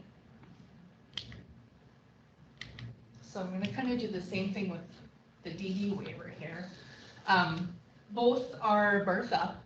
The DD waiver, obviously, the individual has that intellectual disability diagnosis, qualifies for DD program management, meets that ICF criteria. For the 1959, it's just, we've already talked about those eligibility requirements. The DD waiver has that state level of DD program management, where 1959 doesn't have that. It's handled at the provider level. And the DD waiver services include this long list I'm sure y'all are quite aware of on the left. And then 1959 services, we've already talked about what the available services that would include. But when you want to compare, when would it make sense for somebody who's on the DD waiver to have 1959 services? The prime example I can think of is someone who maybe screens in for DD program management, doesn't qualify for any other services through DD. And there are quite a few individuals who are in that, I don't know the number, but there are quite a few individuals who are at that level where they're getting that program management, but not those residential services or vocational services. So for the DD folks, we'd want to make sure that they meet that federal poverty level guideline, have that HUDA score that qualifies, and the behavioral health diagnosis, and that they're meeting that HCBS rule. So any kind of living situation other than the ICF IDD level of a group home would qualify someone to receive supplemental services through 1959.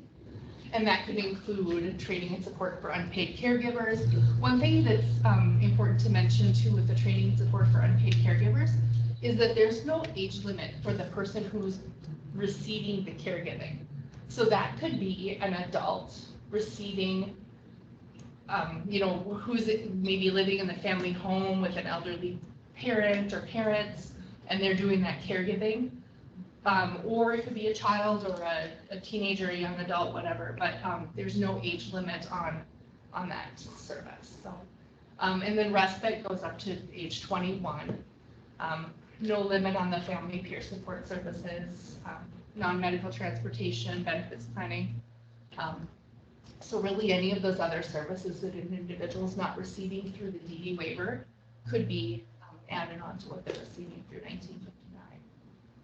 And just, I mentioned this before, but it's that we really ensure that there's not service duplication, and that really is the job of the 1959 care coordinator, to make sure when they're developing the individual's plan of care with them, they're reaching out to the division or to the department and finding out if the person has any other waiver services. And if so, then they're working with the other case management or whoever else is involved to make sure that those services are requested or not duplicated. So I just kind of want to show an update of some numbers that aren't super pretty, but it's where we are and it's a good jumping off point. And in 6 months to a year, when I'm able to report back again, I know we'll be moving in the right direction. So this represents the individuals who have service authorizations entered into MMIS, which means the individuals who right now are enrolled and could receive services today. So they fall into 3 categories where they're either getting no services at all, they're getting just care coordination, or they're getting care coordination and additional services on top of care coordination. So this represents, the green represents no services provided. Now this just means that they're not getting any services in that particular month. So for care coordination, not everybody gets care coordination even once a month, once that plan is going and those other services have been secured. But kind of gives you a good idea, the number is 0 through 30. That's actually, we haven't even reached 30 individuals receiving just care coordination yet. So like I said, these numbers are pretty, but I think it's important to be transparent and show, the direction that we're moving. Other services provided, you can see that we're generally moving in the right direction. This data is a few months behind because the report I get is delayed due to a report back from the MCO. But I think it's important to report the traditional and expansion folks all in a group so we can really get a good picture. Expansion folks do make up about 30% of the individuals receiving 1950 or eligible for 1959 services. And then I just wanted to talk about providers a little bit too here. So the green line represents providers who are fully enrolled, who could provide services to individuals today. And that number, as of today, what did I say in the meeting? 18, 19, I think it might be 19 today. So that means that they have their group enrollment done, they have their individuals enrolled to actually render the services, they're ready to go. Now, the number in blue is those providers who are actually delivering services, which is actually right now only 6. And there's a number of reasons for that. We have quite a few providers who are enrolled and are just not quite ready yet. They're still trying to determine how they're going to incorporate Medicaid billing, working on the logistics of providing Medicaid services, which has really been a daunting task for a lot of our providers. So we've done a number of things to try to mitigate that, and I think we're starting to see some success now, and I think that'll just continue. I will talk about that a little bit here. I do want to talk about some lessons learned and some things that we've done to take action on those lessons so far. 1959 has been live since February of 2021. So we've had some time to work through that implementation phase, and we've done a lot of work since then. So as far as I broke it down into citizen experience and then provider experience. So first we're going to talk about the citizen experience. That PUDOS score of 50 that we started with was obviously too restrictive. Listen to our stakeholders, we got that reduced to 25.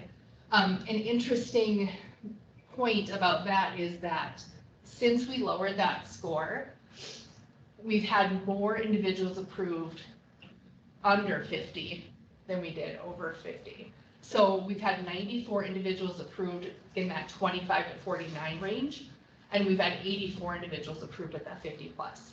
So that was obviously the right move to make.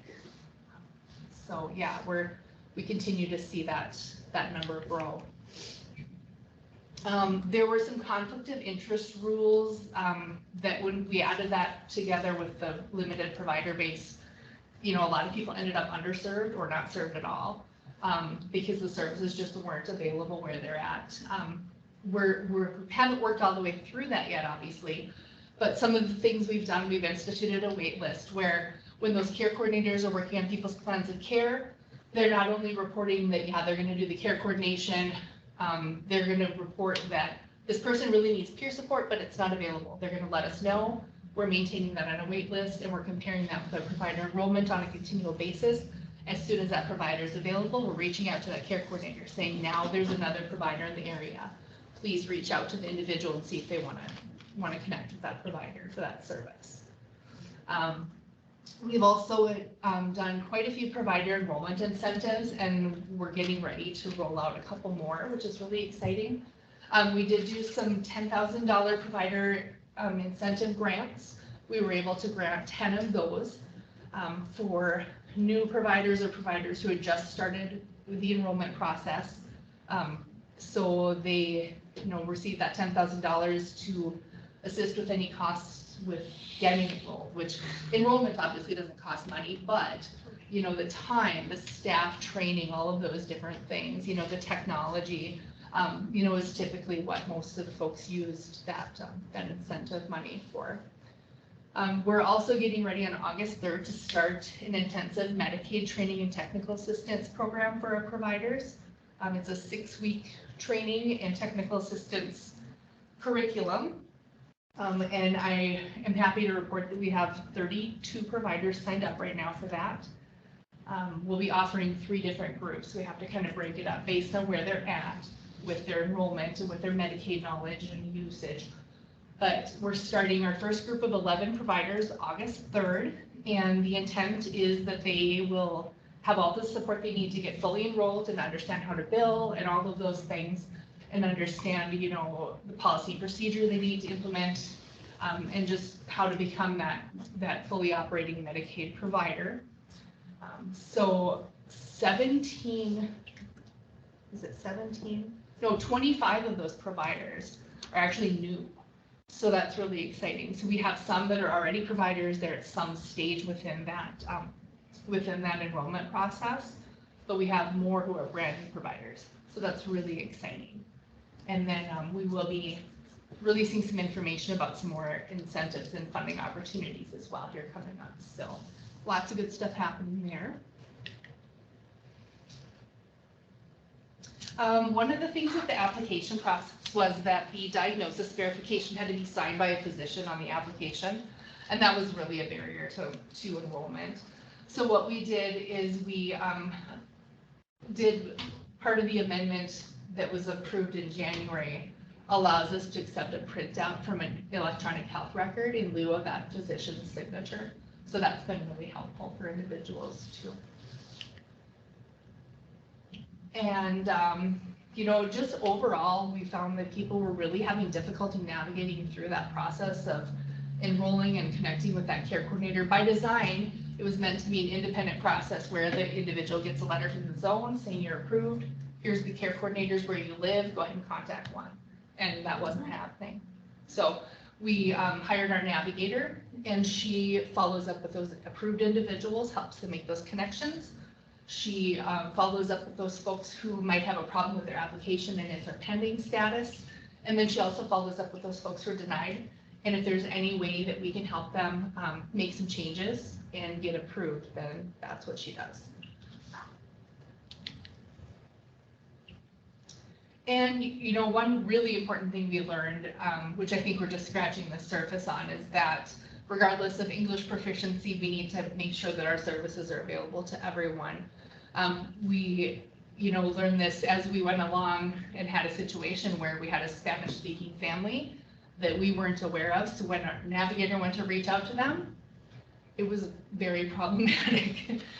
You know, had we known that ahead of time, we would have had an interpreter on the line to prepare for that call. But we were able to muddle through that situation. We got our forms translated, so those are available in Spanish right now, and any other languages can be requested as well. We, are really well versed in how to utilize those interpreters now for phone conversations. And then also it's, we, as of January 1, providers have the option to bill Medicaid for interpreter services, both spoken languages and ASL. So if they need that to provide the services to the person, that gets billed concurrently with the services through MMIS and gets billed right to Medicaid.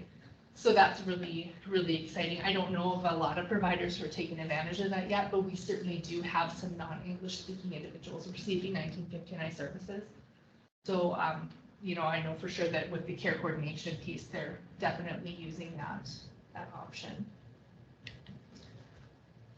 And we realized that there's some additional oversight we needed to implement to make sure that the individuals receive services in a timely manner. Kind of getting really wrapped up in that implementation and all the things that come along with that. We really weren't tracking, the length of time between when a person gets approved and when they're actually getting services. And when we finally were able to step back and look at that, we realized it was, generally speaking, way too long. So we've implemented some additional oversight with our providers, some reporting that they do back to us to let us know that they're serving the person and when the person was notified, if they aren't, and all of those things, so we can keep that person moving through and receiving services as quickly as possible. And then as far as provider experience, we had some provider qualifications that were really unachievable for some of our providers, specifically with supported education, employment, and pre-vocational training. We initially were requiring that they be accredited, which for a small organization is just not achievable. It's the expense that goes into that alone, much less the human resources that go into it, were really prohibitive. So we expanded some of the group provider qualifications to allow for additional options there. And then, we talked about the medical training and technical assistance, just with that, to combat that difficulty with that Medicaid implementation for agencies. And I already talked about the incentive grants. Let's see. Individuals denied due to no qualifying diagnosis. That was one we were seeing a lot. There was a lot of things that were missed on the original diagnosis list. So with our amendment in January, I was able to work with the field services clinicians to rebuild that list. And I think we've only had one person now who's been denied because of their diagnosis that didn't fall on the list since January. So that's really encouraging. So just want to talk really briefly about what, where we're going for the future. Obviously, we're always going to be evolving 1959, the amendment to meet the needs of the citizens in North Dakota. We're looking at establishing rural differential rates, which I think is really going to be a game changer as far as getting those services out to rural folks. It's not an easy process, so it might not get done with our next amendment that we're actually working on right now, but we may just keep working on it and then submit another amendment when we're ready for that. We are going to be updating the payment methodology for non-medical transportation service. Right now, it doesn't make sense for most providers to provide that service because it's a per round trip rate of like $13 something. So we're looking at just changing that to a per 15-minute unit rate so that it really, allows the providers to pay the staff for their time and for their travel with that. We're looking at negotiating some additional exceptions to the conflict of interest rules. I've proposed some new language to CMS to expand or to relax the provider shortage area situation. I mean, we're finding that even though UND, Center for Rural Health, says that certain areas aren't provider shortage areas, they are still for 1959 because we don't have the enrolled providers. So, we had a call with CMS. They provided us with some good ideas. I've thrown some language back their way to see if it's acceptable, and they're going to review that, and then we'll be submitting that in our amendment as well. So what I'm hoping that'll look like eventually is that until one individual can receive the services they need in an area, and that's all related to provider enrollment, that will still be considered a shortage area. So, until we have multiple providers enrolled in certain areas, that they'll be included. So that would bring Ward County, for example, back into provider shortage area, and Grand Forks County right now, and Morton County. Really, the only counties that were in pretty good shape. Cass is really getting there very quickly, and then Burley, we have quite a few providers who are almost ready to start providing services. But otherwise, the rest of the state, we just don't have the depth of providers offering all those services yet to consider those non-shortage areas. So, and of course, we're just going to continue to identify barriers to individual and provider enrollment, work towards finding solutions for that, and outreaching to community referral resources. This is something that I've just barely scratched the surface on. This is getting the word out about 1959 and who might benefit, what the services look like to all those independent providers. By and large, the folks we have enrolled right now have come to us through human service centers. But there's a lot of folks in the state who are not served by human service centers, and we want to be able to reach those folks as well. So, it's providing information to all the private practices and just all of the different types of agencies that come in contact with the folks that would benefit from 1959. And then also, of course, continuing to outreach to potential providers. And then also, this is something I haven't really started yet, but I'm starting to think about it, is how we can increase the competencies of our care coordinators with different professional development opportunities, but also the other types of providers as well, in developing some standards and some training, some standardized training for them as well. So that's what I've got. Who has questions? One of the things that was brought out by one of our community members here today was for children.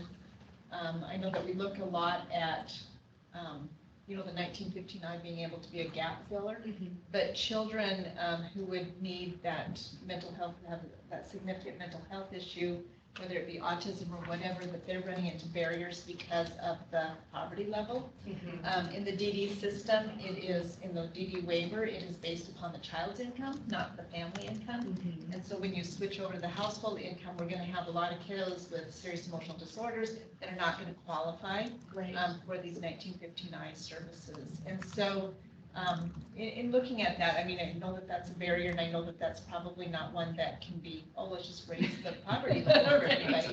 I know that that necessarily won't be happening, but what else can we do as a state to really cover those kiddos that really do have some very significant mental health needs, and we just want to keep those kids in the community and keep their families. Yeah, absolutely. And that's a great thing that we've had some conversation about it. Nothing substantial at this point that I can really report, but it's definitely something that we do want to keep on the forefront. And, if we're missing a huge population of folks who would really benefit, we need to figure out how we can tweak the verbiage and do those types of things with the amendment that we can do.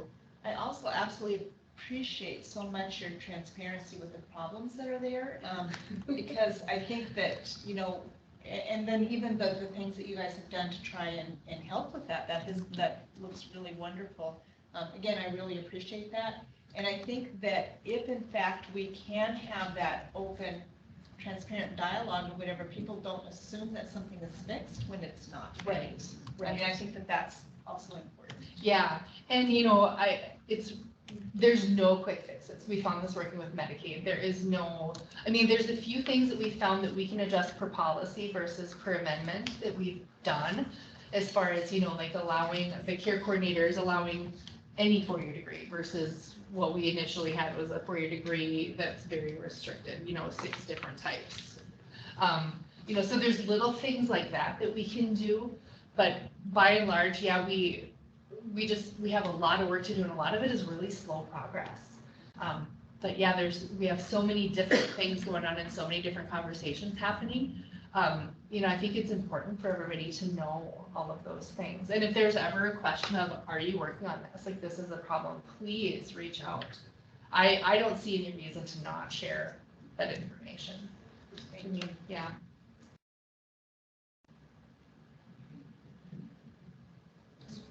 Any other questions from commission members?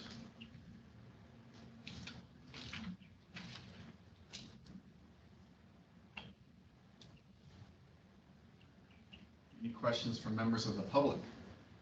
Are you open to taking questions? Yeah, of course.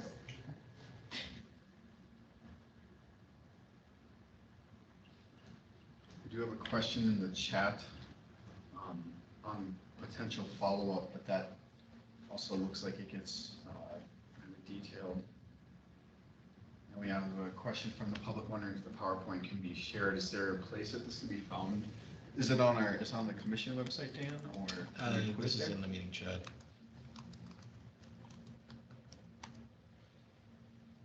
So looking at the question about the following up with the zones to delve into the numbers for the federal poverty level. Yeah. Conflict of interest.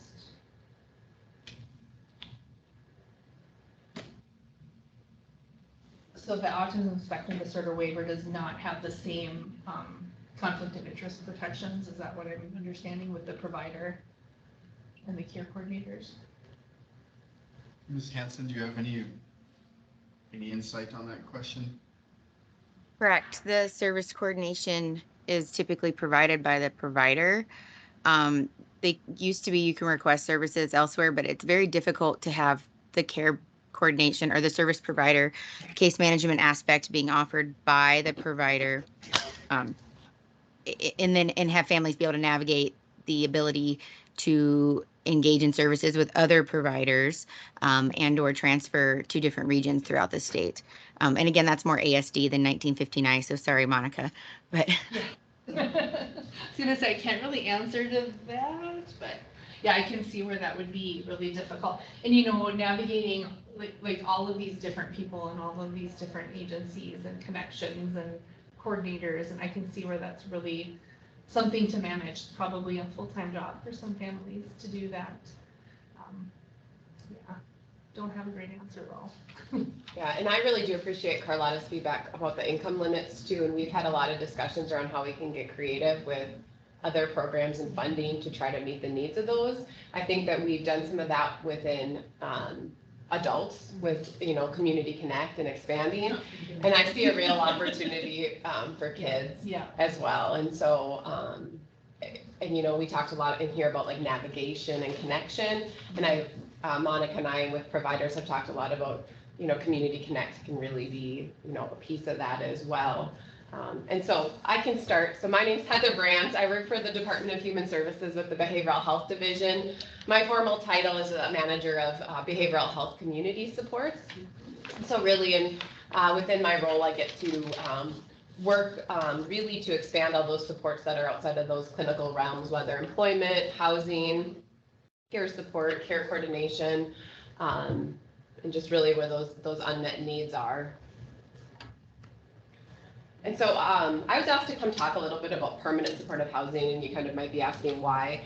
But I really wanted to bring this forward as grant agreements that are with the Department of Human Services that are really incorporated Brighted funding and 1915I. And really, it's best practices for, expanding those dollars and making sure that we can serve as many people as possible by working and providing training and technical assistance to providers to kind of help them get there.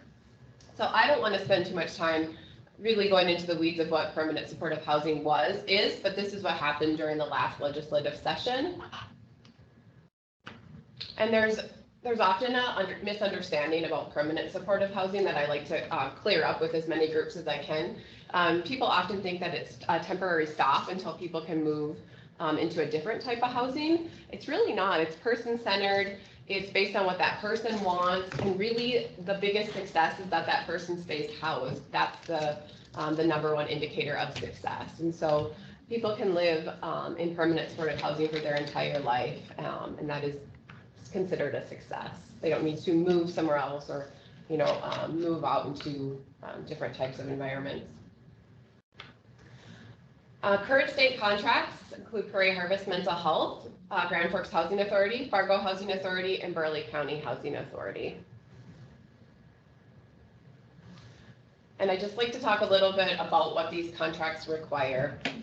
So as you see here, really a big piece of that is the incorporation of braided funding, and how that might work is, our contracts are really funding that outreach and engagement. So if you're living in a permanent supportive housing, that provider is getting funds to go in and outreach and engage with the tenants in those units and really try to engage them in services.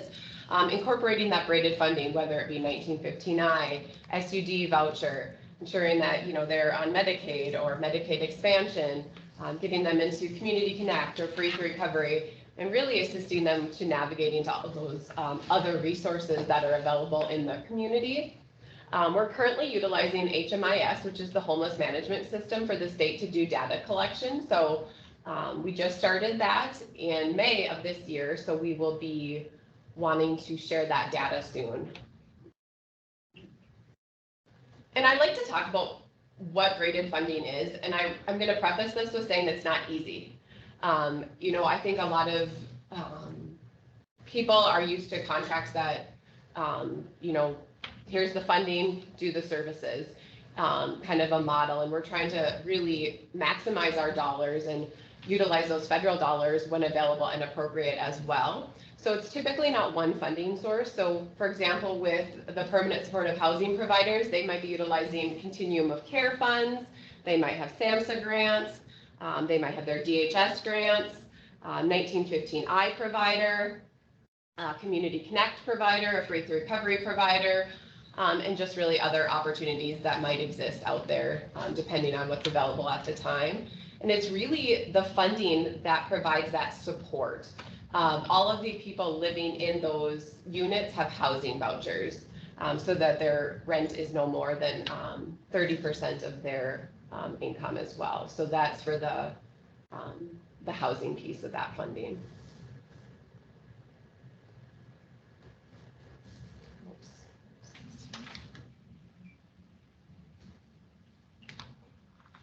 There's like a lag between clicking and moving, and I don't want to click it too many times. Oh, trust me, this will be the least amount of technical difficulty. Oh, awesome. Today, so. Yeah, we have other meetings in this room, and it seems that. All right, so I'm not moving here. And I will chime in that the braided funding presentation that was given at Human Services a couple months ago was really where I knew that I should really reach out to you so you can help us get educated on this topic. And one thing too that I like to talk about as well is like the funding opportunities to help providers do this. I think that Monica briefly touched on those provider incentive grants. It does take a lot of time and resources to move to that model of care. Recommending working with, consultants or working with other groups that there are people that specialize in billing Medicaid. And I think it is a real niche. And so, trying to find those people that can help build up those systems within that nonprofit or business can be very helpful from what I've seen so far. And really the stage that we're at with the implementation of braided funding is really monitoring and evaluation. So does the braided funding meet the needs of the people who are living there? What are the other resources that are needed to meet those tenants? We're just kind of starting. Monica talked a little bit about a citizen experience, and I talked about a tenant experience. So really, somebody living in permanent supportive housing should be getting outreach, engagement, and connection to resources. That does not mean that they have to engage in services to remain there. Their services are separate from their housing. So they have that housing voucher that says you must maintain the lease requirements, and then they have their supportive services. And so we talk about the braided funding, and that's to offer the housing supports, their medical, their employment, transportation, or behavioral health services. And really what we're currently measuring, I have some process measures there on the left, just things that I can look at and know that providers are doing them. And then on the right there is really what we're looking at to see that the tenants are maintaining their benefits or stability in their income. They're participating in tenancy support services. People are not moving to unsheltered homelessness or sheltered homelessness. And then we're looking at the length of stay. Because as we know with most other services, the longer that people stay engaged in services, the more successful that they are. And then just to highlight again, really what the braided funding looks like in the community. So Fargo Housing Authority, that's Cooper House. They recently procured a new on-site service provider that started in June, Community Options. So Community Options is enrolled as a 1915I provider. And then they're also Community Connect and Free Through Recovery provider. And if you're not familiar with Community Connect and Free Through Recovery has been around for about 4.5 years. It was a collaboration with DHS and the Department of Corrections and Rehabilitation to provide more supports into the community for people that with justice involvement. And Community Connect was really the expansion of that beyond that DOCR specific population. Grand Forks Housing Authority, LaGrave on first. So Grand Forks Housing Authority is the housing authority and the service provider, which is unique. They've also received that provider incentive grant to assist with the financial piece of enrollment. Prairie Harvest Mental Health, two really beautiful buildings there, Harvest Homes and Stern Place. They're also received the provider incentive grants and have these services. They're also doing the targeted case management and the psychosocial rehab services. And so there's been a lot of work that they've done to be able to provide those billable services to people in the community. And then Burleigh County Housing Authority. So I like to highlight that Nicole and Dwight got this open through the middle of COVID. And so they still opened their doors. I think that's really impressive. Dakota Foundation is the on-site service provider enrolled to provide housing supports. Also received that provider grant to assist with that financial piece of enrollment. And so, there's a lot of information about braided funding, but there is also continuing to release more provider incentive grants to incentivize 1915I provider enrollment. So you'll be seeing continued opportunities. There is also an RFP that was released, I think, on Monday. And it's really substance abuse and mental health block grant dollars that we received as a benefit of COVID-19. But please take a look at those if you are a service provider or interested in providing more outreach and connection to services and resources for people with substance abuse or mental health. The RFP is done in a way that it mirrors sort of how application to apply grants look. So it might be a little bit weird at first. But there's many dollars and opportunities there to help organizations as well right now. This is Scott. Where will one find that RFP? Hi, Scott. Hi. Nice to meet you in person. Yes, absolutely. Yeah.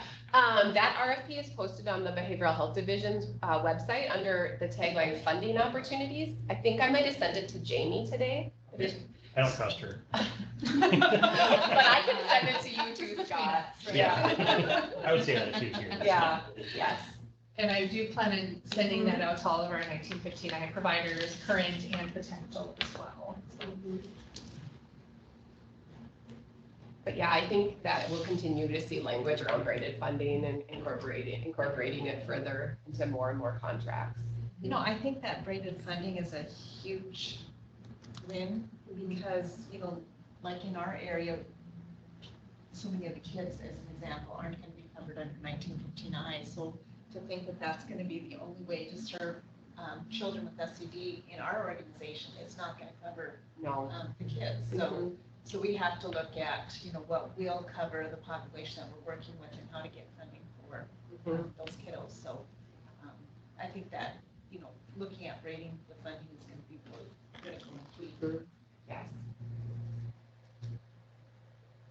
And I know Monica, I'm not offering her, but she's really, you offer so much training and technical assistance for providers. And but if there's anybody out there who's looking for additional, opportunities or there's unmet needs, please let us know, and then we can work to try to meet those needs. I should have put the link to the funding page but you can navigate to that through the behavioral health. Yeah, it's actually a heading called Okay. funding opportunities. Mhm.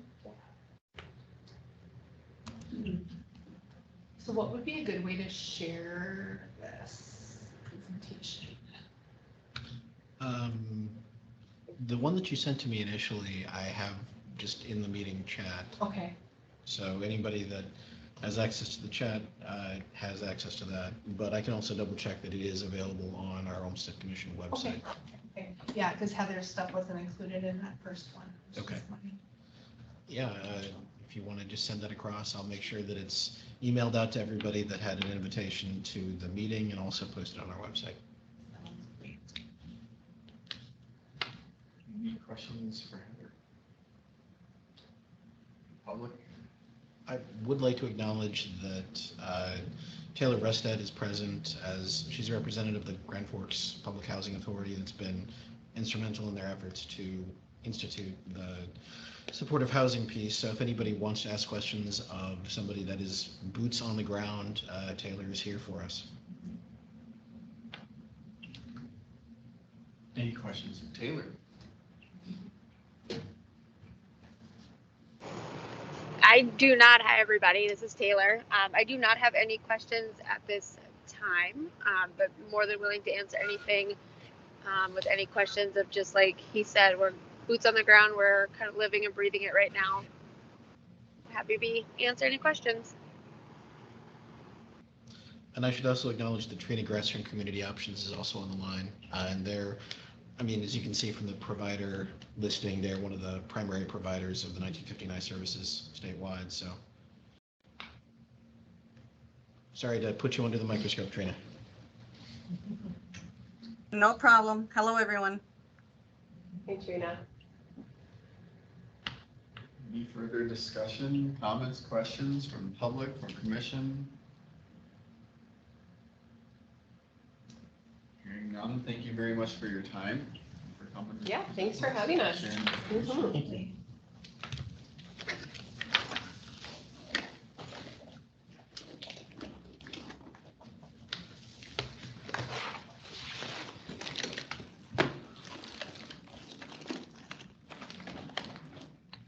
Great, well, that brings us towards the end of our agenda. Looks like we have options for future education discussions for our October meeting. Yeah. Have any thoughts on that? Or also commission members, if you looked those over, do you have any thoughts on that or any other suggestions as well? Well, the reason that I brought up CHINs and juvenile justice is I know that it's been a major legislative initiative that the senator has been involved in on the human services side, and I think that for the commission to understand the changes that are going on and how the services are going to look in the future would be, I mean, important as everything goes forward. That's the reason I brought up that suggestion. This is Carlotta McClary. I think that that is a really good idea that is going to be, those changes are going to be happening this fall with more to come in the future. But I think it is they've already kind of been doing some of it with the justice system. Our juvenile courts have been handling them as CHINs cases. But now it's going to be transitioning over to our human service zones. And so I think it would be important, I think, again, to make people aware of what is happening. And I am serving on that CHINs group, and Kristen Hasbergen is the chair of CHINs. And then Jacob is the consultant. And so I know that they're doing a lot of educational outreach. I know, first of all, they'll be doing a lot of education for those new human service zone staff that are going to be taking care of CHINs. But I know that they're going to be doing some public awareness out there and training regarding what CHINs will do and what it won't do.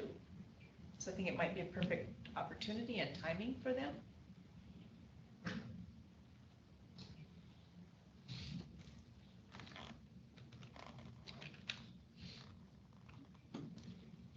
So is that a thought for October? Is it better to wait till January or?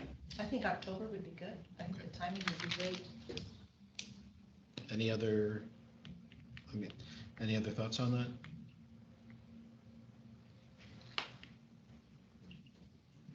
Seems like it'd be a good time frame given the transition to change. January, things might be getting crazy with Yeah. legislature. Just a bit. With all due respect to our legislators. On the call. They probably know it better than we do.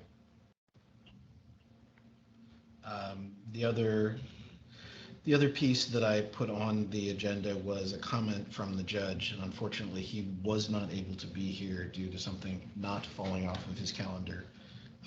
He had brought up a concern with a comment that had been made by either Tina or Heather Jenkins, and I need to rewatch the meeting recording from April to discuss who it was that said this, but they were discussing the educational possibilities for children under doing out-of-home placements and the fact that it is regionally, there are differences regionally in how those children get treated.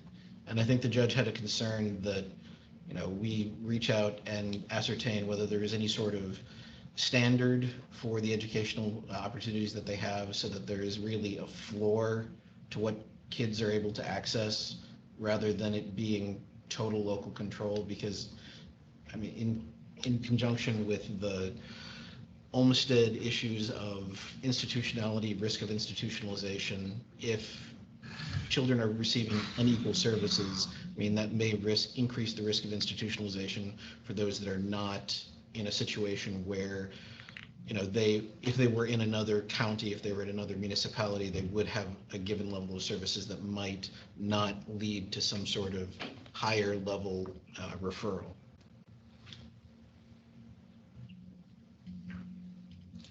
So if that is something that the commission would like me to pursue or would like to give me leave to start asking for additional information on, I can pursue that. I think that's a good thing to look at. Any other input from commission members? I would tend to agree. I think that's good.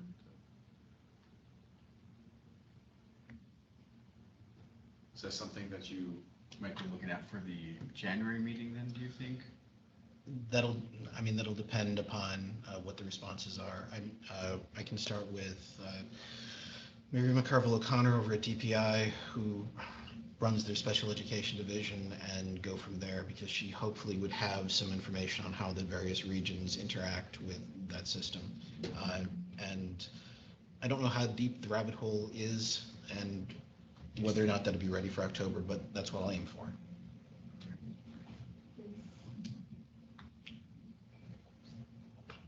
Any other comments on future education discussion for meetings? If not, then I think you have our consent and consensus to move forward with lining those up for October and future. Future meeting dates, item number 10. I know that we had moved this date to Tuesday because, Carlotta, you have outstanding conflicts on Wednesdays with behavioral health. Right, it seemed to hit on our Behavioral Health Planning Council. I just wanted to make sure that, is there any objection? Is there any consensus on moving to another Tuesday? Because I know that Wally had indicated that he had some future Wednesday conflicts as well. Or would that be getting into more scheduled conflicts with more people? This meeting room is reserved for October for a Tuesday. I can't because behavioral health is here tomorrow. But we have any thoughts or consensus on whether Tuesday or Wednesday of the third week in October next is good for the next meeting?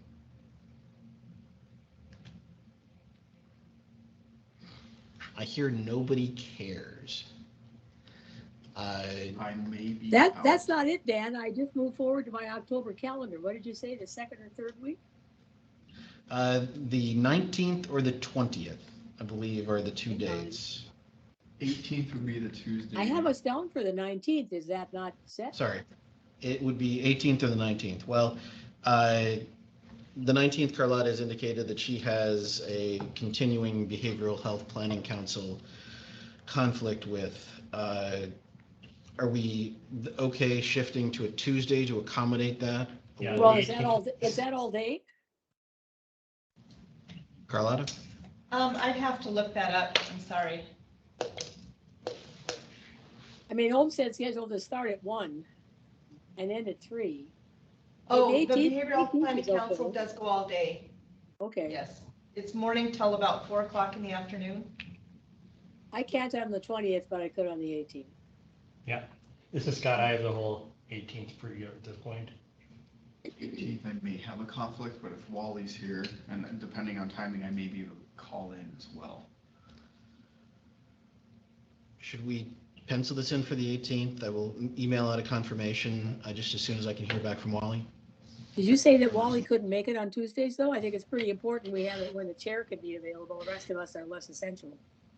Wednesday, actually, was the 19th was his possible conflict. Okay. And unfortunately, we won't know whether or not he has a conflict on that Wednesday until he's done with his all-day meeting today.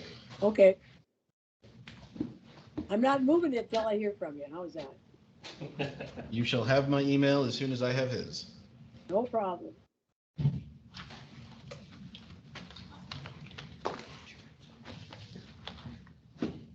And we might actually finish up on time with that.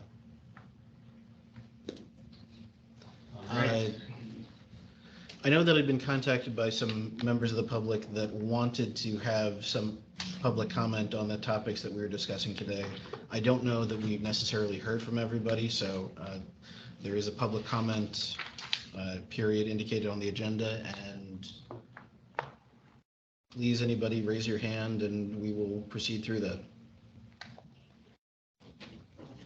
If you do not have the possibility of raising your hand due to whatever your team's connection might be, just unmute, speak up, and let us know.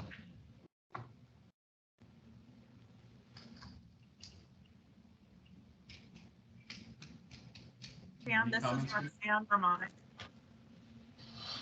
Go ahead. I want to make sure I'm recognized. Yes. Yes. I just wanted to add on to Senator Lee's story, which I fully appreciated, except for one slight concern, her story about the family.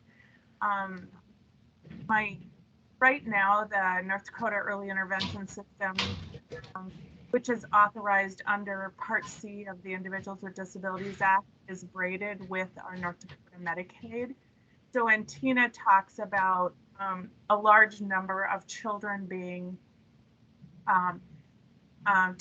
using slots in our DD waiver, that over 5,000 slots, a lot of those children are getting our Part C early intervention services. And really those services should be ready to catch children immediately who would have an automatic qualifying diagnosis. So it could be a significant healthcare concern. It could be something prenatally diagnosed. And Ann Carlson is one of our providers. So everybody who provides the services have to be licensed under the developmental disability system. And they really should be ready to catch those children as soon as we know about them. Obviously, we can't put them or enroll them until birth, which is actually a topic of conversation federally about being able to enroll those families prior to birth, so that we could support them if they have a prenatal diagnosis. But so I just wanted to add some more information in that realm. Thank you.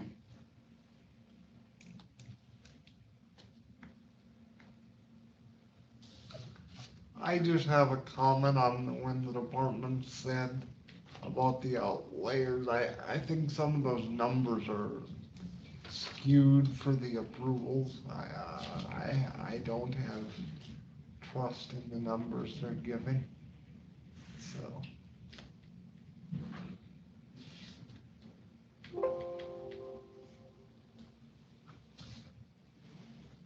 that a commentary that you'd like some further inquiry into the outlier process, Trevor? Yes.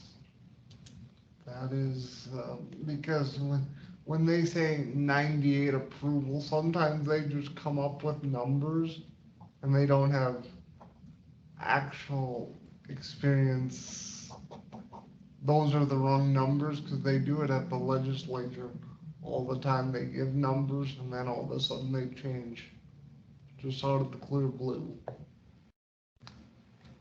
So I'm concerned that you guys aren't getting the right number on outliers.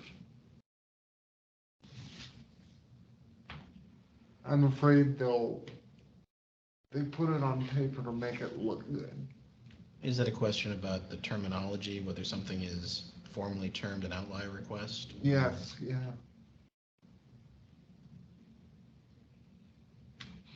That's something you'd be able to relay on to Jessica. Yeah. I mean, that's more of a Tina question because Yeah. the outlier process is DD specific, but yes. And Trevor, if you don't mind, I can follow up with you in terms of, I know that you've expressed some frustration with your own experience. We can flesh that out to the individual inquiry process that the senator has been indicating that we should focus more on. Okay, yep, thank you, but that's more of a general systems question that I have because I just worry that the numbers are there to look good. Well, I also know that you've mentioned before that you have personal experience with that, so I'd like to use that if we can. Yep.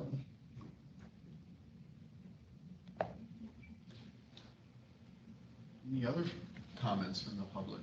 One more from me. I'm very supportive of a transportation inquiry. I was on the call with Dan regarding that, and I'm very supportive because I'm afraid if we don't do nothing, we're gonna be up a creek without a paddle. Just so the commission members are aware, just from a Bismarck and Fargo perspective, they're looking at cutting hours, cutting holidays, all that. So it's going to be more limitation so people can't go to get out in the community and live independently. So I think this commission needs to be aware of it. And maybe that's an inquiry, but just a thought.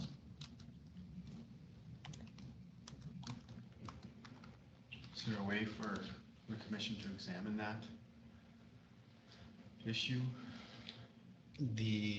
One of the other individuals on the call had highlighted, and I mentioned this to Scott and Trevor earlier, a difference between various transportation systems. Like he has a much better experience using rural transportation in Hague than he does here in Bismarck, which may be a numbers game, but that's also an issue. I mean, that raises a question of how is funding allocated, how is funding prioritized, and are there maybe ways that some places do better than others that we could highlight? But I mean, given that we have a difference between two parts of the system that we can see from two different individuals, I think that's the way I was going to go through this. First off, talk to, I think it's South Valley or South Central and Valley City, and then contrast it with a request for some information from Bismarck to flesh out how Bisman Transit does their transit.